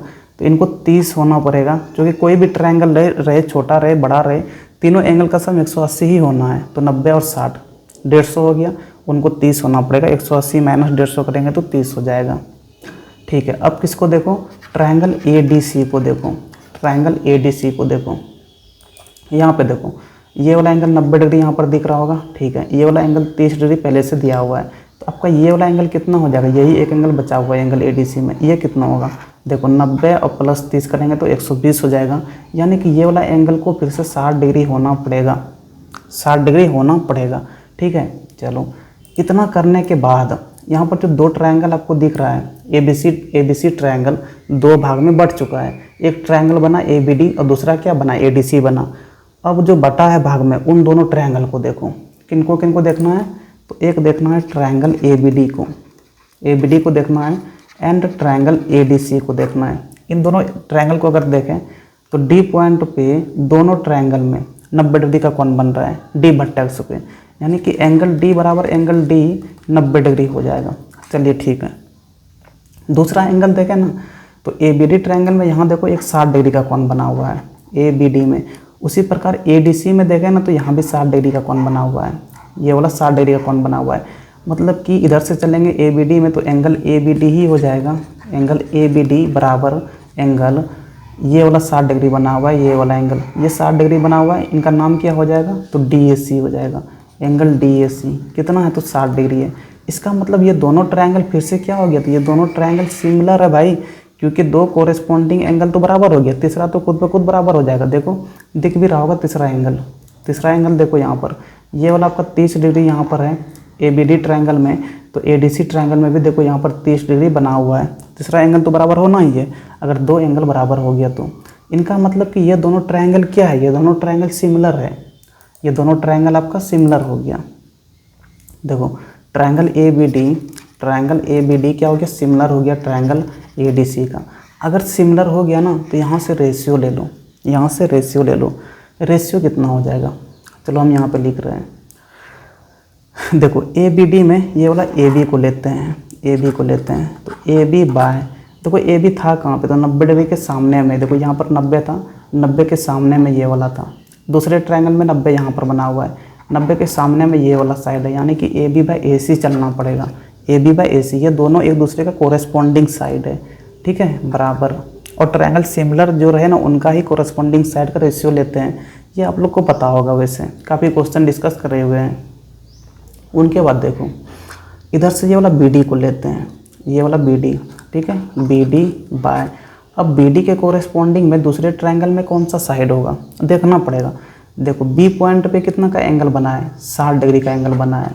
उस वाले ट्रायंगल में 60 डिग्री कहाँ कौन बना है, तो उस वाले ट्रायंगल में देखो 60 डिग्री यहाँ पर बना हुआ था, ए पॉइंट पे बना हुआ था, ये वाला एंगल था आपका 60 डिग्री उस ट्रायंगल में, ये वाला एंगल 60 डिग्री था, यानी कि ए पॉइंट से स्टार्ट करेंगे, ठीक है। इधर से चले कहाँ, तो बी डी चले हुए हैं, यानी कि बी से डी तक गए हुए हैं। डी पे कितना बना है, तो 90 बना था, यानी कि 60 डिग्री और 90 डिग्री का जो कौन बन रहा है जिस वर्टेक्स पे, उन्हीं दोनों वर्टेक्स को मिला के साइड लेना है। यहाँ पर देखो ए पे 60 डिग्री बना था और दूसरे ट्रायंगल में डी पे 90 बना हुआ है, यानी कि इधर से ए डी चलना होगा, ए डी वर्टेक्स हो जाएगा, तो B D by A D को लेना पड़ेगा, समझे कि नहीं, बराबर। चलो ठीक है, अब एक साइड कौन सा बचा हुआ है, एक साइड यहाँ पर बचा हुआ है ए बी डी ट्रायंगल में, फिर से ये वाला साइड लेंगे ए बी डी में, क्योंकि ये वाला एक ऐसा साइड है ना जो कि दोनों ट्रायंगल में आ रहा है, ए डी साइड जो है वो दोनों ट्रायंगल में आ रहा है। अब ए बी डी ट्रायंगल के लिए ए बी डी ट्रायंगल के लिए ए डी को ले रहे हैं, यानी कि ए बी डी के लिए यहाँ पर ए डी को लेंगे बाय ए डी सी के लिए इनके कोरेस्पॉन्डिंग में कौन हो जाएगा, देखो इधर से ए डी लिए हुए हैं, ठीक है ना। ये वाला एंगल कितना था ए बी डी में, ये वाला एंगल 30 डिग्री था, 30 डिग्री देख लो ना दूसरे ट्रायंगल में कहाँ पे बना हुआ है, तो सी पे बना हुआ था। देखो ये वाला एंगल 30 डिग्री यहाँ पर है, सी वर्टेक्स पे जो एंगल बना है 30 डिग्री का है, यानी कि सी वर्टेक्स तो आएगा ही। ए से डी में गए हुए, डी पे 90 बना था, यानी इधर से सी से डी में जाना पड़ेगा, तो ये वाला सी डी लेना पड़ेगा, इधर से क्या हो जाएगा, सी डी हो जाएगा। इस प्रकार से साइड का मिला के, साइड का एंगल्स वगैरह को मिला के हम लोग रेशियो को लेते हैं। अगर कुछ समझ में नहीं आता है तो कम्प्लेक्स फिगर अगर रहे तो इस प्रकार से मिला के लेना पड़ता है, एंगल मिला के साइड का रेशियो लेना पड़ता है, तभी आप करेक्ट कॉरेस्पॉन्डिंग साइड का रेशियो ले सकते हैं। अन्यथा रेशियो वगैरह लेने में गलत हो सकता है, मिस्टेक हो सकता है। अगर एक साइड दोनों ट्रायंगल में कॉमन हो जाए, तो यहाँ पर ए डी जो साइड था वो दोनों ट्रायंगल में कॉमन हो रहा था, इसीलिए दिक्कत हो रहा है इस वाले ट्रायंगल में यहाँ पर रेशियो लेने में, समझे कि नहीं। चलो ये रेशियो आपका आ गया। अब इस रेशियो से देख लो ना क्या रिलेशन निकल रहा है, रिलेशन निकाल के यहाँ पर देख लो कौन सा ऑप्शन मिल रहा है। यहाँ पर देखो इन दोनों को बी डी गुना सी डी हो जाएगा, बी डी गुना सी डी बराबर क्या हो जाएगा, A D Guna A D हो जाएगा। क्रॉस मल्टीप्लाई करेंगे इनको इधर से करेंगे तो A D Guna A D क्या होता है, तो ए डी स्क्वायर होता है। बी डी गुना सी डी बराबर ए डी स्क्वायर, देख लो कौन सा ऑप्शन में, देखो यहाँ पे सी में बी डी गुना सी डी बराबर ए डी स्क्वायर, यानी कि इनके लिए ऑप्शन सी हो जाएगा, समझे कि नहीं। बहुत ही अच्छा क्वेश्चन था ये वाला, समझने के हिसाब से आपका यहाँ पर अंडरस्टैंडिंग डेवलप होगा इस क्वेश्चन में, अगर आप इस क्वेश्चन को समझ के करते हो तो। चलो अगले क्वेश्चन को देखो, 4 नंबर को, यहाँ पर क्या बोल रखा है। 4 नंबर बहुत ही ईजी क्वेश्चन है। देखो यहाँ पर पी ए का लंबाई दे रखा है, कितना, पाई आर बाई 2 दे रखा है, ये वाला दे रखा है पाई आर बाई 2। आपसे पूछा है ना कि पी बी कितना होगा, देखो पी ए जो होगा ना वो पी बी के बराबर ही होगा। ये याद रखना कि अगर एक्सटर्नल पॉइंट सेम रहे और सेम पॉइंट से टेंजेंट खींचते हैं उस सर्कल पर देखो यहाँ पर सर्किल सेम ही है, ठीक है ना। एक पी पॉइंट से ये वाला टेंजेंट पी ए हो गया, इसी पी पॉइंट से पी बी भी टेंजेंट खींच रहे हैं। अगर सेम पॉइंट से टेंजेंट खींचते हैं सर्कल पे तो टेंजेंट आपस में बराबर होता है, तो यहाँ पर पी ए बराबर पी बी हो जाएगा, ठीक है। तो पी ए दे रखा था, पी बी भी उतना ही होना है, पाई आर बाई 2 ही होना है। देख लो पाई आर बाई 2 किस में है, तो ऑप्शन सी में है, तो इनके लिए ऑप्शन सी हो जाएगा। चलो क्वेश्चन नंबर 5 को देखो, यहाँ पर क्या बोल रखा है। देखो ये वाला 7 मीटर है, ये वाला 14 मीटर दे रखा है, आपसे थीटा निकालने के लिए कह रहा है। देखो यहाँ पर ये वाला एंगल थीटा है, ठीक है। थीटा के सामने में ये वाला एंगल कितना हो जाएगा, तो सॉरी थीटा के सामने में ये वाला साइड क्या होता है, तो परपेंडिकुलर होता है। चलो ठीक है। देखो यहाँ पर ये वाला 90 डिग्री का कोण बनाए, 90 के सामने में जो होता है ना ट्रायंगल में, वो हाइपोटेनस होता है, यानी कि 14 मीटर जो दे रखा है वो हाइपोटेनस है, और नीचे में 7 मीटर ये वाला बेस दे रखा है। आपको थीटा निकालने के लिए कह रहा है। देखो बेस पता है, हाइपोटेनस पता है, तो बेस हाइपोटेनस कौन सा ट्रिग्नोमेट्रिक रेशियो में आता है, कोस में आता है भाई, तो कोस को यूज कर लो। कोस थीटा क्या हो जाता है, तो बेस बाय हाइपोटेनस होता है। कोस थीटा पता नहीं है, थीटा ही निकालना है। बेस कितना है, तो 7 मीटर है, 7 बाय हाइपोटेनस कितना है, 14 मीटर है, तो यहाँ पर 14 को लेंगे।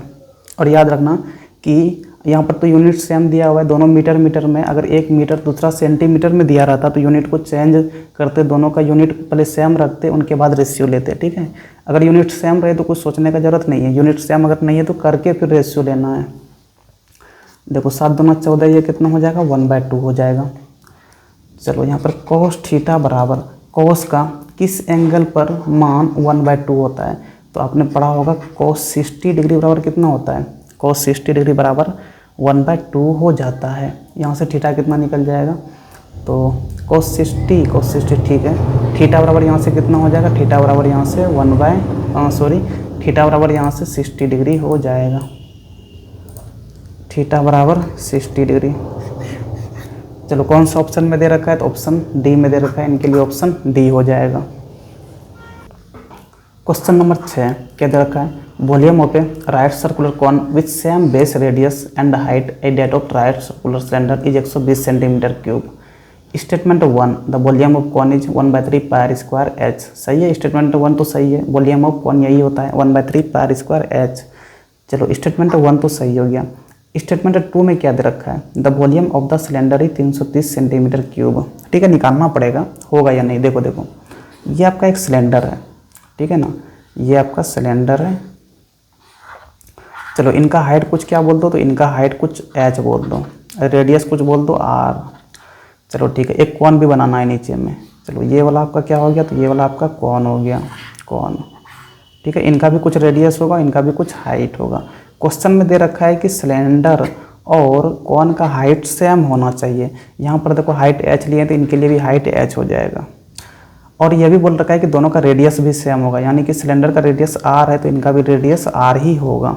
ठीक है, बताओ सिलेंडर का वॉल्यूम कितना होता है, तो पाई आर स्क्वायर एच होता है।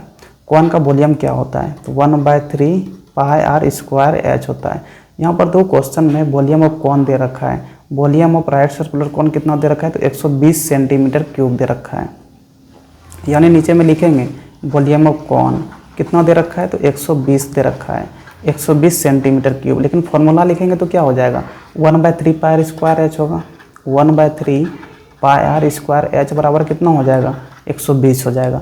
आपसे स्टेटमेंट 2 में क्या बोल रखा है कि वॉल्यूम ऑफ सिलेंडर 330 होगा या नहीं, तो निकालना पड़ेगा ना। देखो देखो 1/3 पाई आर स्क्वायर एच में ये वाला टर्म को देखो, पाई आर स्क्वायर एच, अरे यही तो है volume of cylinder, pi r square h, तो इसी को निकाल लो। यहाँ से अगर पाई आर स्क्वायर एच हमें निकालना है तो 120, 3 उधर जाएगा तो मल्टीप्लाई हो जाएगा, यानी कि बढ़ती है 36, 360 सेंटीमीटर क्यूब हो जाएगा। ये वाला आपका वॉल्यूम ऑफ सिलेंडर निकल गया। लेकिन स्टेटमेंट 2 में कितना दे रखा है, तो 330 सेंटीमीटर क्यूब दे रखा है, यानी कि स्टेटमेंट 2 तो गलत है। पहला स्टेटमेंट सही दे रखा था, क्योंकि volume of cone 1/3 pi r square h ही होता है। चलिए पहला स्टेटमेंट सही हो जाएगा, दूसरा गलत होगा, यानी कि इनके लिए ऑप्शन सी हो जाएगा। Statement 1 is true and statement 2 is false. ठीक है, क्वेश्चन नंबर 7 क्या दे रखा है, which of the following is are an arithmetic progression AP. देखो यहाँ पर एक नंबर में दे रखा है 10, 7, 4, 2, एक सीरीज दे रखा है और पूछा है कि एपी में है या नहीं है, 1, 2, 3। ठीक है ना, टोटल यहाँ पर 3 सीरीज दिया हुआ है, तीनों सीरीज में से कौन सा एपी में है या कौन सा एपी में नहीं है ये बताना है। देखो एक नंबर में दिया हुआ है 10, 7, 4, 2 dot dot dot dot dot. ये एपी में है या नहीं ये कैसे चेक करेंगे? देखो एपी में है या नहीं ये पता करने के लिए कॉमन डिफरेंस निकालते हैं। अगर कॉमन डिफरेंस सेम हो जाए हर एक के केस में इसका मतलब एपी में है। अगर कॉमन डिफरेंस सेम नहीं आया इसका मतलब एपी में नहीं है। अब कॉमन डिफरेंस होता क्या है? तो कॉमन डिफरेंस डी बराबर हो जाता है या तो A2 माइनस A1 कर दो या फिर क्या कर दो A3 माइनस A2 कर दो या फिर A4 माइनस A3 कर दो या फिर A5 माइनस A4 कर दो। आगे लिखने का ज़रूरत नहीं है। अब A1 A2 A3 ये क्या होता है? देखो यहाँ पर पहला टर्म जो दे रखा है यही आपका A1 होता है यानी कि पहला टर्म। ये वाला दूसरा टर्म होता है, इनको A2 बोलते हैं। 4 यहाँ पर तीसरा टर्म हो जाएगा, ये A3 हो जाएगा और 2 यहाँ पर चौथा टर्म A4 हो जाएगा। 5वां टर्म यहाँ पर दे नहीं रखा हुआ है। चलो ठीक है, यहाँ पर डी निकाल लेते हैं हर एक के केस में। डी बराबर पहले A2 माइनस A1 करो। A2 कितना है? 7 है। A1 कितना है? 10 है, यानी 7 माइनस 10। क्या करेंगे यहाँ पर? 7 माइनस 10 करेंगे। चलो ठीक है, इधर A3 माइनस A2 करो। A3 कितना है? 4 माइनस 7 करेंगे यहाँ पर, 4 माइनस 7। इधर क्या करेंगे? A4 minus A3। A4 कितना है? 2 है और A3 कितना है? तो 4 है। यहाँ पर 2 माइनस 4 को करो। ठीक है, चलो माइनस करके नीचे में लिखते हैं। ये कितना हो जाएगा आपका? तो -3 हो जाएगा। ये कितना हो जाएगा? ये भी आपका -3 हो जाएगा। ये दोनों तो बराबर हो गया, ये दोनों बराबर हो गया। 2 माइनस 4 कितना होता है? तो ये आपका -2 होता है। लेकिन ये तो बराबर नहीं है। यहाँ पर देखो डी आपका हर एक के केस में सेम नहीं आया है। 2 केस में डी तो -3 आया, 2 केस में डी कॉमन डिफरेंस -3 आया, लेकिन तीसरे केस में कॉमन डिफरेंस -2 हो गया। और क्या बताया आपको? हर एक के केस में डी सेम आना चाहिए। अगर डी सेम नहीं आया हर एक के केस में मतलब एपी में वो नहीं है। इनका मतलब 1 नंबर आपका एपी में नहीं है, तो ये आपका नहीं होगा एपी में। इसी प्रकार से दूसरे वाले को भी चेक करना पड़ेगा। दूसरा क्या दे रखा है? देखो यहाँ पे 4, 10, 16, 22, डॉट डॉट डॉट दे रखा है। ये एपी में है या नहीं ये चेक करना पड़ेगा। कैसे चेक करेंगे? तो उसी प्रकार से यहाँ पे डी को निकालेंगे। डी बराबर A2 माइनस A1 करते हैं तो ये वाला आपका A1 हो जाएगा, ये 10 आपका A2 हो जाएगा, ये वाला A3 हो जाएगा और ये वाला A4 हो जाएगा। A2 माइनस A1 पहले करेंगे। हम ऊपर में जो फॉर्मूला लिखे ना ये हर एक जगह लागू होगा, हर एक जगह।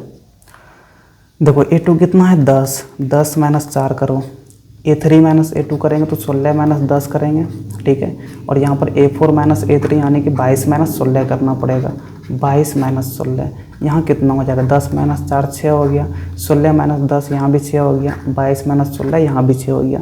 ये तो हर एक के केस में बराबर हो गया ना, कॉमन डिफरेंस हर एक के केस में बराबर आ रहा है, मतलब ये एपी में है। तो 2 नंबर तो एपी में हो जाएगा। 3 नंबर भी चेक करना पड़ेगा। 3 नंबर में यहाँ पर एक सीरीज दे रखा है 57, 54, 51, 48। यहाँ भी कॉमन डिफरेंस निकालेंगे। 54 माइनस 57 कितना हो जाएगा? तो डी बराबर यहाँ पर -3 आ जाएगा। 51 माइनस 54, 51 माइनस 54 तो यहाँ भी -3 आएगा। 48 माइनस 51 यहाँ भी -3 आएगा।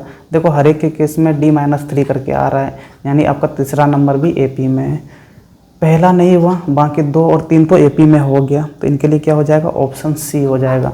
देखो ऑप्शन सी में दिया हुआ है ओनली 2 and 3। ठीक है, चलो तो ये आपका ऑप्शन सी हो जाएगा। क्वेश्चन नंबर 8 क्या दे रखा है? यहाँ पर 3 इवेंट का बात करा हुआ है, event A, event B, event C. ठीक है, नीचे में देखो क्या दे रखा है, which of the above event have probability not equal to 1। किनका प्रोबेबिलिटी 1 के बराबर नहीं होगा ये बताना है। देखो प्रोबेबिलिटी 1 होने का मतलब है, प्रोबेबिलिटी कितना होना? तो 1 होना। 1 होने का मतलब है ना कि वो इवेंट श्योर होगा, श्योर होगा ही होगा, मतलब 100% वो इवेंट होना ही है। अगर कोई इवेंट 100% होना है इनका मतलब उनका प्रोबेबिलिटी 1 हो जाता है। जैसे हम आपको ये बोल दें कि कल पूरब से सूरज उगेगा, तो हाँ भाई पूरब से उगना ही है, तो ये तो श्योर होना ही होना है, तो इनके लिए प्रोबेबिलिटी 1 हो जाएगा। हम आपको ये बोल दें कि कल रात आना ही आना है, तो हाँ भाई रात तो आएगा ही, 100% आएगा रात, तो इनका प्रोबेबिलिटी 1 हो गया। मतलब श्योर अगर कोई इवेंट होना है तो उनका प्रोबेबिलिटी 1 होता है। अगर श्योर नहीं होगा 1% भी अगर डाउट है तो उनका प्रोबेबिलिटी 1 के बराबर नहीं होता है। तो यहाँ पे आपसे क्वेश्चन में पूछ रहा है ना कि किनका प्रोबेबिलिटी 1 के बराबर नहीं होगा, ये बताना है। तो देख लो ना कि कौन सा इवेंट श्योर नहीं होना है। जौन सा इवेंट श्योर नहीं होगा उनका 1 के बराबर नहीं होगा। इवेंट ए में क्या दे रखा है, तो एक डाइस है, डाइस को थ्रो कर रहे हैं। थ्रो करेंगे तो देखो 6 नंबर आ सकता है, जो कि डाइस में 1 2 3 4 5 6 इस प्रकार से 6 नंबर लिखा हुआ रहता है। तो 6 में से कोई सा भी आ सकता है, लेकिन इवेंट ए में बोल रखा है कि 3 के मल्टीपल में आना चाहिए, है ना। ऐसा नंबर आए जो कि 3 से डिविजिबल हो। तो 3 से डिविजिबल देखो यहाँ पर 2 नंबर दिख रहा है, एक 3 दिख रहा है और दूसरा 6 दिख रहा है। अब भाई किसी डाइस को हम थ्रो करें तो ये ज़रूरी है कि 3 और 6 ही आएगा। क्या 1 नहीं आ सकता है, क्या 2 नहीं आ सकता है, क्या 4 नहीं आ सकता है, क्या 5 नहीं आ सकता है। तो ये वाला इवेंट श्योर नहीं है कि होगा ही होगा, कि 3 ही आ जाए ऐसा कोई श्योर नहीं है, या फिर 6 ही आ जाए ऐसा कोई श्योर नहीं है। तो यहाँ पर अगर श्योर नहीं है इनका मतलब इवेंट ए के लिए प्रोबेबिलिटी 1 के बराबर नहीं होगा, समझे कि नहीं। चलो अब इवेंट बी को देखो। इवेंट बी को अगर देखें तो यहाँ पर एक वर्ड दिया हुआ है, क्या दिया हुआ है, सेकेंडरी, SECONDARY।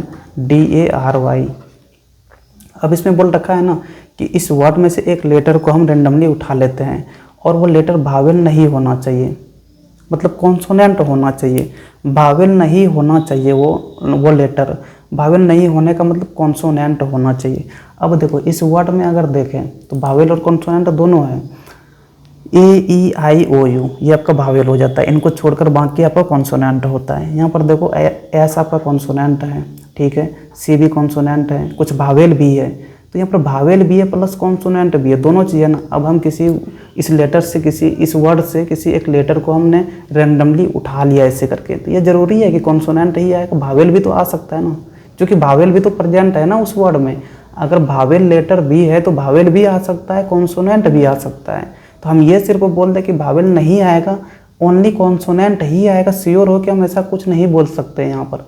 अगर श्योर नहीं है तो इनका भी प्रोबेबिलिटी 1 के बराबर नहीं होना है, तो इनके लिए भी प्रोबेबिलिटी 1 नहीं होगा, ठीक है। चलो सी नंबर में देखें, सी में क्या है, मतलब इवेंट सी में यहाँ पर देखो एक बैग है जिसमें कि 5 वाइट बॉल है, 2 रेड बॉल है और 3 ब्लैक बॉल है, और एक बॉल को ऐसे रेंडमली उठा लेते हैं। तो यहाँ पर बोल रखा है कि the ball tone is red ball. अब हम बॉल जो रेंडमली ऐसे उठाए हैं वो रेड बॉल ही होना चाहिए, ये ज़रूरी थोड़ा ना है कि रेड बॉल ही आएगा। हो सकता है कि वाइट बॉल भी आ जाए, हो सकता है कि ब्लैक बॉल भी आ जाए, क्योंकि हम बिना देखे ना उठा रहे हैं। तो संभव है ना कि वाइट भी आ जाए या फिर ब्लैक भी तो आ सकता है, ये ज़रूरी नहीं है। 100% आप ये नहीं बोल सकते हो कि रेड बॉल ही निकलेगा उस बैग से। अगर आप 100% नहीं बोल सकते हो तो इनका मतलब इनका भी प्रोबेबिलिटी 1 के बराबर नहीं होगा, प्रोबेबिलिटी 1 के बराबर इनका भी नहीं होगा, ठीक है। चलो तो यहाँ पर पूछा था कि इन तीनों इवेंट में से किनका प्रोबेबिलिटी 1 के बराबर नहीं होगा। तो देख रहे हैं ना तीनों के केस में क्या आ रहा है, 1 के बराबर नहीं आ रहा है। तो all events A, B and C हो जाएगा, तो इनके लिए ऑप्शन A हो जाएगा, ठीक है। क्वेश्चन नंबर 9 क्या दे रखा है, यहाँ पर मैट्रिक्स दे रखा है और एसर्शन में दे रखा है ना वैल्यू ऑफ x इज 3 और रीजन में दे रखा है वैल्यू ऑफ x इज 5। अब भाई x का तो कोई एक ही वैल्यू पॉसिबल होगा, या तो एसर्शन वाला सही होगा या फिर रीजन वाला सही होगा। तो निकालना पड़ेगा मैट्रिक्स को सोल्व करके। देखो यहाँ पर क्या दे रखा है, तो यहाँ पर 2 है, यहाँ पर x है, यहाँ पर 0 है, यहाँ पर 1 है, ठीक है, प्लस यहाँ पर 3 इंटू एक और मैट्रिक्स है 2 1 4 0 बराबर इधर दे रखा है 8 8 12 1। ये वाला जो x दिख रहा है ना, इस वाले x को सोल्व करना है। कैसे करेंगे, देखो इधर 2 है, x है, 0 है और 1 है, प्लस देखो यहाँ से इस वाले मैट्रिक्स के आगे में 3 है, यानी कि 3 से मल्टीप्लाई करना है। जब किसी नंबर से किसी मैट्रिक्स में मल्टीप्लाई करते हैं तो उस मैट्रिक्स में जितने भी एलिमेंट होता है सब में मल्टीप्लाई हो जाता है। यानी 3 से 2 को भी करना पड़ेगा, 3 से 1 को भी करना पड़ेगा, 4 को भी करना पड़ेगा और 0 को भी करना पड़ेगा। चलो मल्टीप्लाई कर देते हैं, 3 को अंदर लेके जाएंगे तो मल्टीप्लाई हो जाएगा, यानी 3 दूना 6 हो जाएगा। 3 गुना यहाँ पर 1 करेंगे तो 3 हो जाएगा, 3 गुना 4 यहाँ पे 12 हो जाएगा, 3 गुना 0 0 ही रहेगा, बराबर इधर क्या दे रखा है 8 8 12 1 दे रखा है। चलो अब ऐड करना है, मैट्रिक्स को ऐड कैसे करते हैं, मल्टीप्लाई का काम तो समाप्त हो गया। देखो ऐड करने का तरीका है कि इधर से अगर ये वाले एलिमेंट को ले रहे हैं, 2 को ले रहे हैं, तो दूसरे मैट्रिक्स में भी इसके स्थान पे जो है उसी को लेना है। देखो यहाँ पर 6 है इनके स्थान पे, यानी कि 2 + 6 करेंगे ठीक है। तो 2 प्लस से डायरेक्ट 8 लिख देते हैं। अब यहाँ पे देखो x को लो, x के स्थान पे दूसरे मैट्रिक्स में देखो क्या है, तो यहाँ पर 3 है, यानी कि x प्लस 3 आपका हो जाएगा। यहाँ पर देखो 0 है तो 0 12 के साथ ऐड होगा, यानी कि 0 प्लस 12 12 हो जाएगा, और 1 प्लस 0 ये ऐड होगा तो 1 ही हो जाएगा, बराबर इधर क्या है तो 8 8 12 1। देखो ये दोनों मैट्रिक्स के बीच में बराबर लगा हुआ है। बराबर होने का मतलब ये है कि दोनों मैट्रिक्स का जो कोरेस्पॉन्डिंग एलिमेंट होगा वो आपस में बराबर होगा। देखो यहाँ पर 8 दिख रहा होगा इसमें, यहाँ भी देखो 8 है, यहाँ देखो 12 है तो यहाँ भी 12 है, यहाँ पर देखो 1 है तो यहाँ भी 1 है। तीनों कोरेस्पॉन्डिंग एलिमेंट तो बराबर हो गया, यानी कि ये वाला जो x प्लस 3 है ये भी 8 के बराबर होगा, क्योंकि बीच में बराबर लगा हुआ है, समझे कि नहीं। इसका मतलब x प्लस 3 बराबर कितना हो जाएगा 8 हो जाएगा, और x बराबर यहाँ से 8 माइनस 3 करेंगे तो 5 हो जाएगा। x का मान 5 निकल गया, यानी कि असर्शन में x कितना दे रखा है 3 दे रखा है, तो ये गलत है। रीजन वाला x सही है, तो रीजन सही है, असर्शन गलत है। तो a is false and r is true, option B में दे रखा है, तो इनके लिए ऑप्शन बी हो जाएगा। क्वेश्चन नंबर 10 क्या दे रखा है, यहाँ पर table show the value of x and y where x is proportional to y। निकालना क्या है, m एंड n निकालना है। देखो 6/m बराबर 12/18 बराबर n/6 कर दो, m n निकल जाएगा। देखो 6/m बराबर क्या करेंगे तो 12/18 करेंगे और बराबर n/6 कर देंगे। यहाँ से देखो पहले इन दोनों को सोल्व करो, m मिल जाएगा। 6/m बराबर 12/18, यहाँ से 6 दूना 12 और 2 से ये 9 बार में चला जाएगा, यानी कि m बराबर यहाँ से 9 लिख सकते हैं, ठीक है। और ये वाला कैलकुलेशन आप अपने हिसाब से कर लेना, हम यहाँ पे थोड़ा डायरेक्ट कर दिए हैं। m तो निकल गया, n निकालने के लिए क्या करेंगे तो ये दोनों को बराबर करो, 12/18 बराबर n/6 करेंगे, 6 या 12 हो जाएगा, 3 चौके 12, n बराबर कितना निकल गया तो n बराबर 4 निकल गया, n बराबर 4 निकल गया। देख लो कौन सा ऑप्शन में दे रखा है, m बराबर 9 n बराबर 4 ऑप्शन सी में दे रखा है, तो इनके लिए ऑप्शन सी हो जाएगा। क्वेश्चन नंबर 11 क्या दे रखा है, ए shopkeeper bot an article with mark price of 1200 from the wholesaler. देखो मार्क प्राइस यहाँ पर दे रखा है ना, मार्केट प्राइस को ही मार्क प्राइस बोलते हैं, MP बोल दो। कितना दे रखा है तो 1200 रुपया दे रखा है। डिस्काउंट कितना मिल रहा है, 10% का डिस्काउंट मिल रहा है। डिस्काउंट परसेंट दे रखा है कितना तो 10%। ये तो परसेंटेज में डिस्काउंट है, अमाउंट में निकालेंगे तो कितना हो जाएगा, डिस्काउंट अगर निकाल लेंगे अमाउंट में कितना होगा तो 10% का मतलब 10/100 गुना। डिस्काउंट किस पे मिलता है तो मार्केट प्राइस पे मिलता है, या फिर मार्क प्राइस बोल दो या MRP बोल दो, उसी पे डिस्काउंट मिलता है।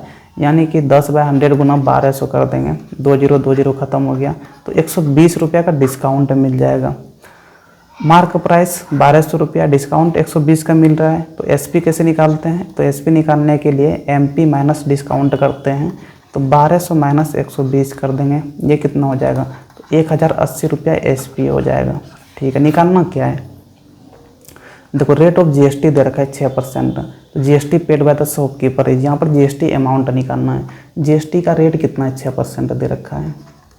देखो GST रेट कितना है तो 6% है, तो अमाउंट में GST कितना होगा वो बताना है। देखो GST क्या होता है तो GST बराबर हो जाता है GST रेट गुना, जब भी GST निकालते हैं तो वो किस पे निकलता है SP पे निकलता है। कभी भी GST को मार्क प्राइस पे नहीं निकलना या फिर MRP पे नहीं निकलना। वो और बात है कि जब डिस्काउंट नहीं रहेगा तो वही मार्क प्राइस ही SP बन जाएगा, लेकिन अगर डिस्काउंट है तो डिस्काउंट को पहले माइनस करेंगे तब SP निकालेंगे, और SP पे हमेशा GST को निकालना। ठीक है, चलो रेट गुना क्या कर देंगे तो SP कर देंगे और बाय 100 कर देते हैं, यहाँ से आपका GST निकल जाएगा। रेट कितना दे रखा है 6%, 6 गुना SP कितना है तो 1080 और बाय 100, 0 ख़त्म हो गया। 5 से कट जाएगा क्या, नहीं 2 से 2 तिया 6 हो जाएगा, 2 से 2 पंचे 10 हो जाएगा। 3 गुना 108 कितना हो जाएगा तो 8 तिया 24, 324 बाय 5 डिवाइड करो तो ये हो जाएगा 5 छके 30, 5 छके 30 हो गया, 24 5 छके 20, 5 अट्ठे 40, 64.8 रुपया GST अमाउंट हो जाएगा। 64.8, देखो कौन सा ऑप्शन हो जाएगा, पहला ही ऑप्शन में दे रखा है 64.80, यही है आपका 64.8। देखो दूसरे ऑप्शन बी में देखें ना 64.08 है, तो 08 नहीं होगा, ठीक है ना, 64.80 हो जाएगा। यहाँ पर हम जीरो लगा भी सकते हैं, वो और बात है कि जीरो हम यहाँ पे नहीं लगाए हुए हैं, 80 लिख सकते हैं यहाँ पे, ठीक है। तो इनके लिए ऑप्शन कौन सा हो जाएगा, ऑप्शन, अरे यार, इनके लिए ऑप्शन ए हो जाएगा। क्वेश्चन नंबर 12 क्या दे रखा है, यहाँ पर देखो 3 कंपनी है, कंपनी ए, कंपनी बी, कंपनी सी है, और यहाँ पर कुछ डाटा वगैरह दे के रखा हुआ है और पूछा हुआ है नीचे में आपसे विच कंपनी है द लिस्ट एनुअल इनकम। तो कौन सी कंपनी के पास सबसे कम एनुअल इनकम हो रहा है वो आपको बताना है। कैसे करेंगे, देखो इस क्वेश्चन में काफ़ी कैलकुलेशन है, लेकिन फिर भी हम यहाँ पे बनाएंगे इसको। हो सकता है कि ये क्वेश्चन आपके सब्जेक्टिव में आ जाए, ठीक है ना। देखो कंपनी ए, यहाँ पर ए लिखते हैं, क्या क्या गिवन है, देखो इन्वेस्टमेंट दे रखा है कंपनी ए का, कितना इन्वेस्ट कर रहा है, तो ये इन्वेस्ट कर रहा है 4400, ठीक है। और क्या दे रखा है, तो यहाँ पर रेट दे रखा है 5%, आर दे रखा है 5% के रेट से डिवाइडेंट मिल रहा है, ठीक है। आगे लिखा हुआ है कि 100 रुपीज़ शेयर है और available at a discount of 20%। इसका क्या मतलब हो गया, 100 रुपीज़ का शेयर है, मतलब कि ओरिजिनल वैल्यू शेयर का 100 रुपया है, ओरिजिनल वैल्यू कोई फेस वैल्यू बोलते हैं, यानी कि एफ बी दे रखा है कितना, 100 रुपया। लेकिन अभी वो शेयर मार्केट में 20% डिस्काउंट पे मिल रहा है, यानी कि 100 रुपये में से 20% डिस्काउंट करना पड़ेगा, तो कितना हो जाएगा, देखो देखो डिस्काउंट परसेंट कितना दे रखा है, तो डिस्काउंट दे रखा है 20% का। तो ये 20% डिस्काउंट किस पे करेंगे, उस शेयर का जो ओरिजिनल वैल्यू है, यानी कि फेस वैल्यू कितना है, 100 टका है, 100 में से 20% निकाल लो, तो 20% अगर निकालोगे ये 20 रुपया ही हो जाएगा, ठीक है ना। कैसे निकालेंगे, तो 20% निकालने के लिए 20 गुना किस पे निकालना है, 100 पे निकालना है, तो 20 गुना 100 पर 100/100 करेंगे, देखो ये कट जाएगा, ये कितना निकल गया, 20 रुपया निकल गया, ये डिस्काउंट अमाउंट निकल गया। तो 100 रुपये का शेयर है, 20 रुपया डिस्काउंट में बिक रहा है, ठीक है। 20 रुपया डिस्काउंट में अगर बिक रहा है तो मार्केट प्राइस कितना हो जाएगा, मार्केट वैल्यू कितना हो जाएगा, 100 में से 20 रुपया को माइनस कर देंगे, यानी कि अभी मार्केट में 80 रुपयों में वो शेयर बिक रहा है, ठीक है। चलो अब क्या करेंगे, एनुअल इनकम निकालना है, क्योंकि आपसे पूछा हुआ है कि कौन सी कंपनी का सबसे कम एनुअल इनकम हो रहा है, वो आपसे पूछा हुआ है। कैसे निकालेंगे, देखो इन्वेस्टमेंट आपको बताए हुए हैं कि इन्वेस्टमेंट होता क्या है, तो इन्वेस्टमेंट हो जाता है n गुना मार्केट वैल्यू, n गुना मार्केट वैल्यू को ही क्या बोलते हैं, इन्वेस्टमेंट बोलते हैं। और यही कितना दे रखा है, 4400 दे रखा है, यानी कि n गुना एम बी बराबर क्या कर देंगे, 4400 कर देंगे। यहाँ से देखो n गुना एम बी नीचे में निकाल लिए ना, कितना 80 टका है, तो यहाँ पर n गुना 80 बराबर क्या कर देंगे, 4400 कर देंगे, ये जीरो खत्म हो गया। देखो यहाँ से नंबर ऑफ शेयर निकल जाएगा, 440 बाय नीचे में 8, तो 8 पंचे 40 और 8 पंचे 40, n कितना निकल गया, यानी कि नंबर ऑफ शेयर कितना निकाल लिए, तो नंबर ऑफ शेयर 55 निकाल लिए। अब यहाँ से एनुअल इनकम का फॉर्मूला लगा दो, क्या होता है इनकम का फॉर्मूला, एनुअल इनकम बराबर NRF बाय 100 होता है। n तो आपने अभी निकाला ना कि 55 होगा, रेट कितना है, तो रेट ऑफ डिवाइडेंट 5% दे रखा है, तो यहाँ पर 5 गुना, उनके बाद फेस वैल्यू कितना है, तो शेयर का फेस वैल्यू 100 टका है, तो यहाँ पर 100/100 कर देंगे। देखो ये 100 खत्म हो जाएगा, 55 गुना 5 कितना हो जाएगा, 55 गुना 5 25 और 25 2 27, यानी कि 275 रुपये का एनुअल इनकम हो रहा है कंपनी ए को, ठीक है ना। कंपनी ए का यहाँ पर लिख लेते हैं, कितना निकाल लिए, 275 रुपया एनुअल इनकम निकाल लिए। इस क्वेश्चन में काफ़ी कैलकुलेशन है, इसीलिए आपको बोले कि हो सकता है कि इस टाइप का क्वेश्चन आपके सब्जेक्टिव में पूछ ले। ऑब्जेक्टिव में पता नहीं, यहाँ पर और सवाल दे दिया तो चलो कर लेते हैं, क्या जाता है, कम से कम पता तो चल जाएगा ना किस प्रकार से करना है। अगर सब्जेक्टिव में आ जाए तो आप इनको अटैम्प्ट कर सकते हो एटलीस्ट, समझे कि नहीं। देखो कंपनी बी का भी निकालेंगे, थोड़ा इसको हटा लेते हैं और यहीं पे करते हैं कंपनी बी का। और प्रैक्टिस वगैरह करो यार, 4 को पेपर है, और जितना आप रिवीजन करोगे उतना आपके लिए बेस्ट है, समझे कि नहीं। और देख रहे हैं कल कितना तारीख हो जाएगा, 2 हो जाएगा, आज ये अपलोड करेंगे, तो 2 तारीख को जितना भी अभी तक डिस्कस करे हुए हैं ऑब्जेक्टिव, सारे ऑब्जेक्टिव को मिला के एक साथ वीडियो बना के सबको मतलब कंबाइन करके अपलोड करने का सोच रहे हैं, ताकि आपका सारा रिवीजन हो जाए एक साथ में, जितना भी ऑब्जेक्टिव है सिर्फ। तो कल 2 तारीख को रात में अपलोड करेंगे। देखो कंपनी बी का यहाँ पर करते हैं, कंपनी बी का क्या क्या दिया हुआ है, तो इन्वेस्टमेंट दिया हुआ है 4500 रुपया।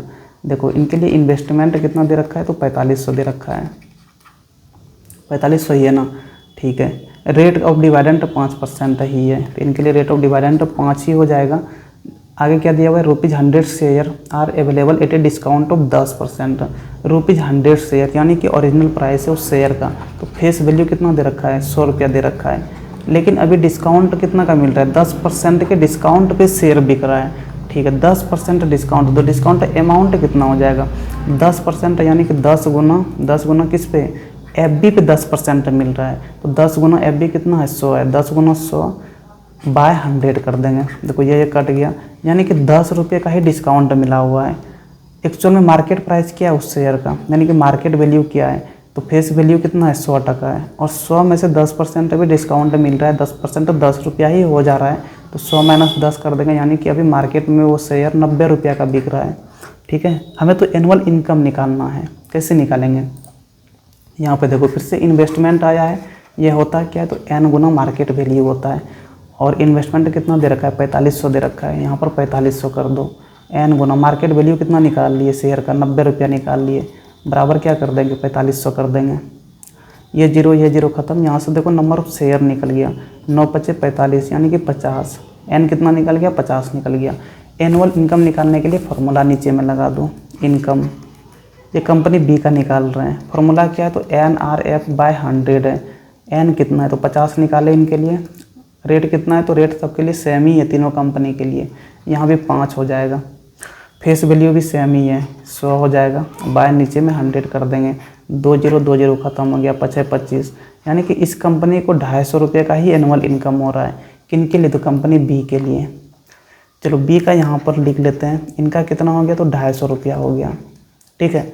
उसी प्रकार कंपनी सी का भी निकाल सकते हैं, देखो इसी में कुछ चेंजेज वगैरह हम करते हैं, ठीक है।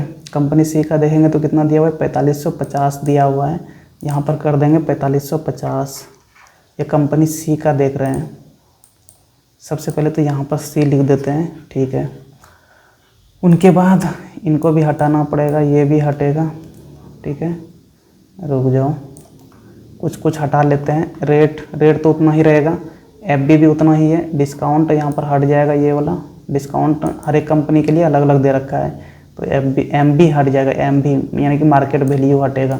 एनुअल इनकम भी सबका अलग अलग होना है, तो ये भी हटेगा। चलो ठीक है, यहाँ पे देखो फेस वैल्यू, तीनों कंपनी का ₹100 ही फेस वैल्यू था। कंपनी सी में डिस्काउंट कितना का है, तो 12.5% का है। डिस्काउंट अमाउंट में कितना हो जाएगा, तो डिस्काउंट अमाउंट में निकाल लेते हैं, 12.5% यानी कि 12.5/100 किस पे डिस्काउंट मिल रहा है, तो फेस वैल्यू का डिस्काउंट, फेस वैल्यू पे डिस्काउंट मिल रहा है 12.5% का। यहाँ पर क्या कर देंगे, फेस वैल्यू को रख देंगे गुना करके, ये 100 ख़त्म हो जाएगा, यानी कि डिस्काउंट कितना का मिल रहा है, तो ₹12.5 का डिस्काउंट मिल रहा है।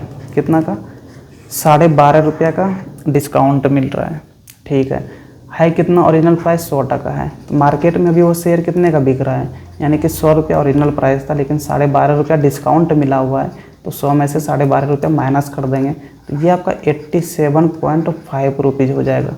ये मार्केट वैल्यू हो गया। अभी उस शेयर का दाम मार्केट में कितना है, तो ₹87.5 है, ठीक है। नंबर ऑफ शेयर निकालना पड़ेगा, तो N × MB होता है, N × MB बराबर क्या होता है, इन्वेस्टमेंट होता है। ये कितना दे रखा है, तो इसके लिए कंपनी सी के लिए 4550 दे रखा हुआ है। MB कितना निकाल लिए, तो 87.5 निकाल लिए, बराबर यहाँ से क्या कर देंगे, 4550 कर देंगे।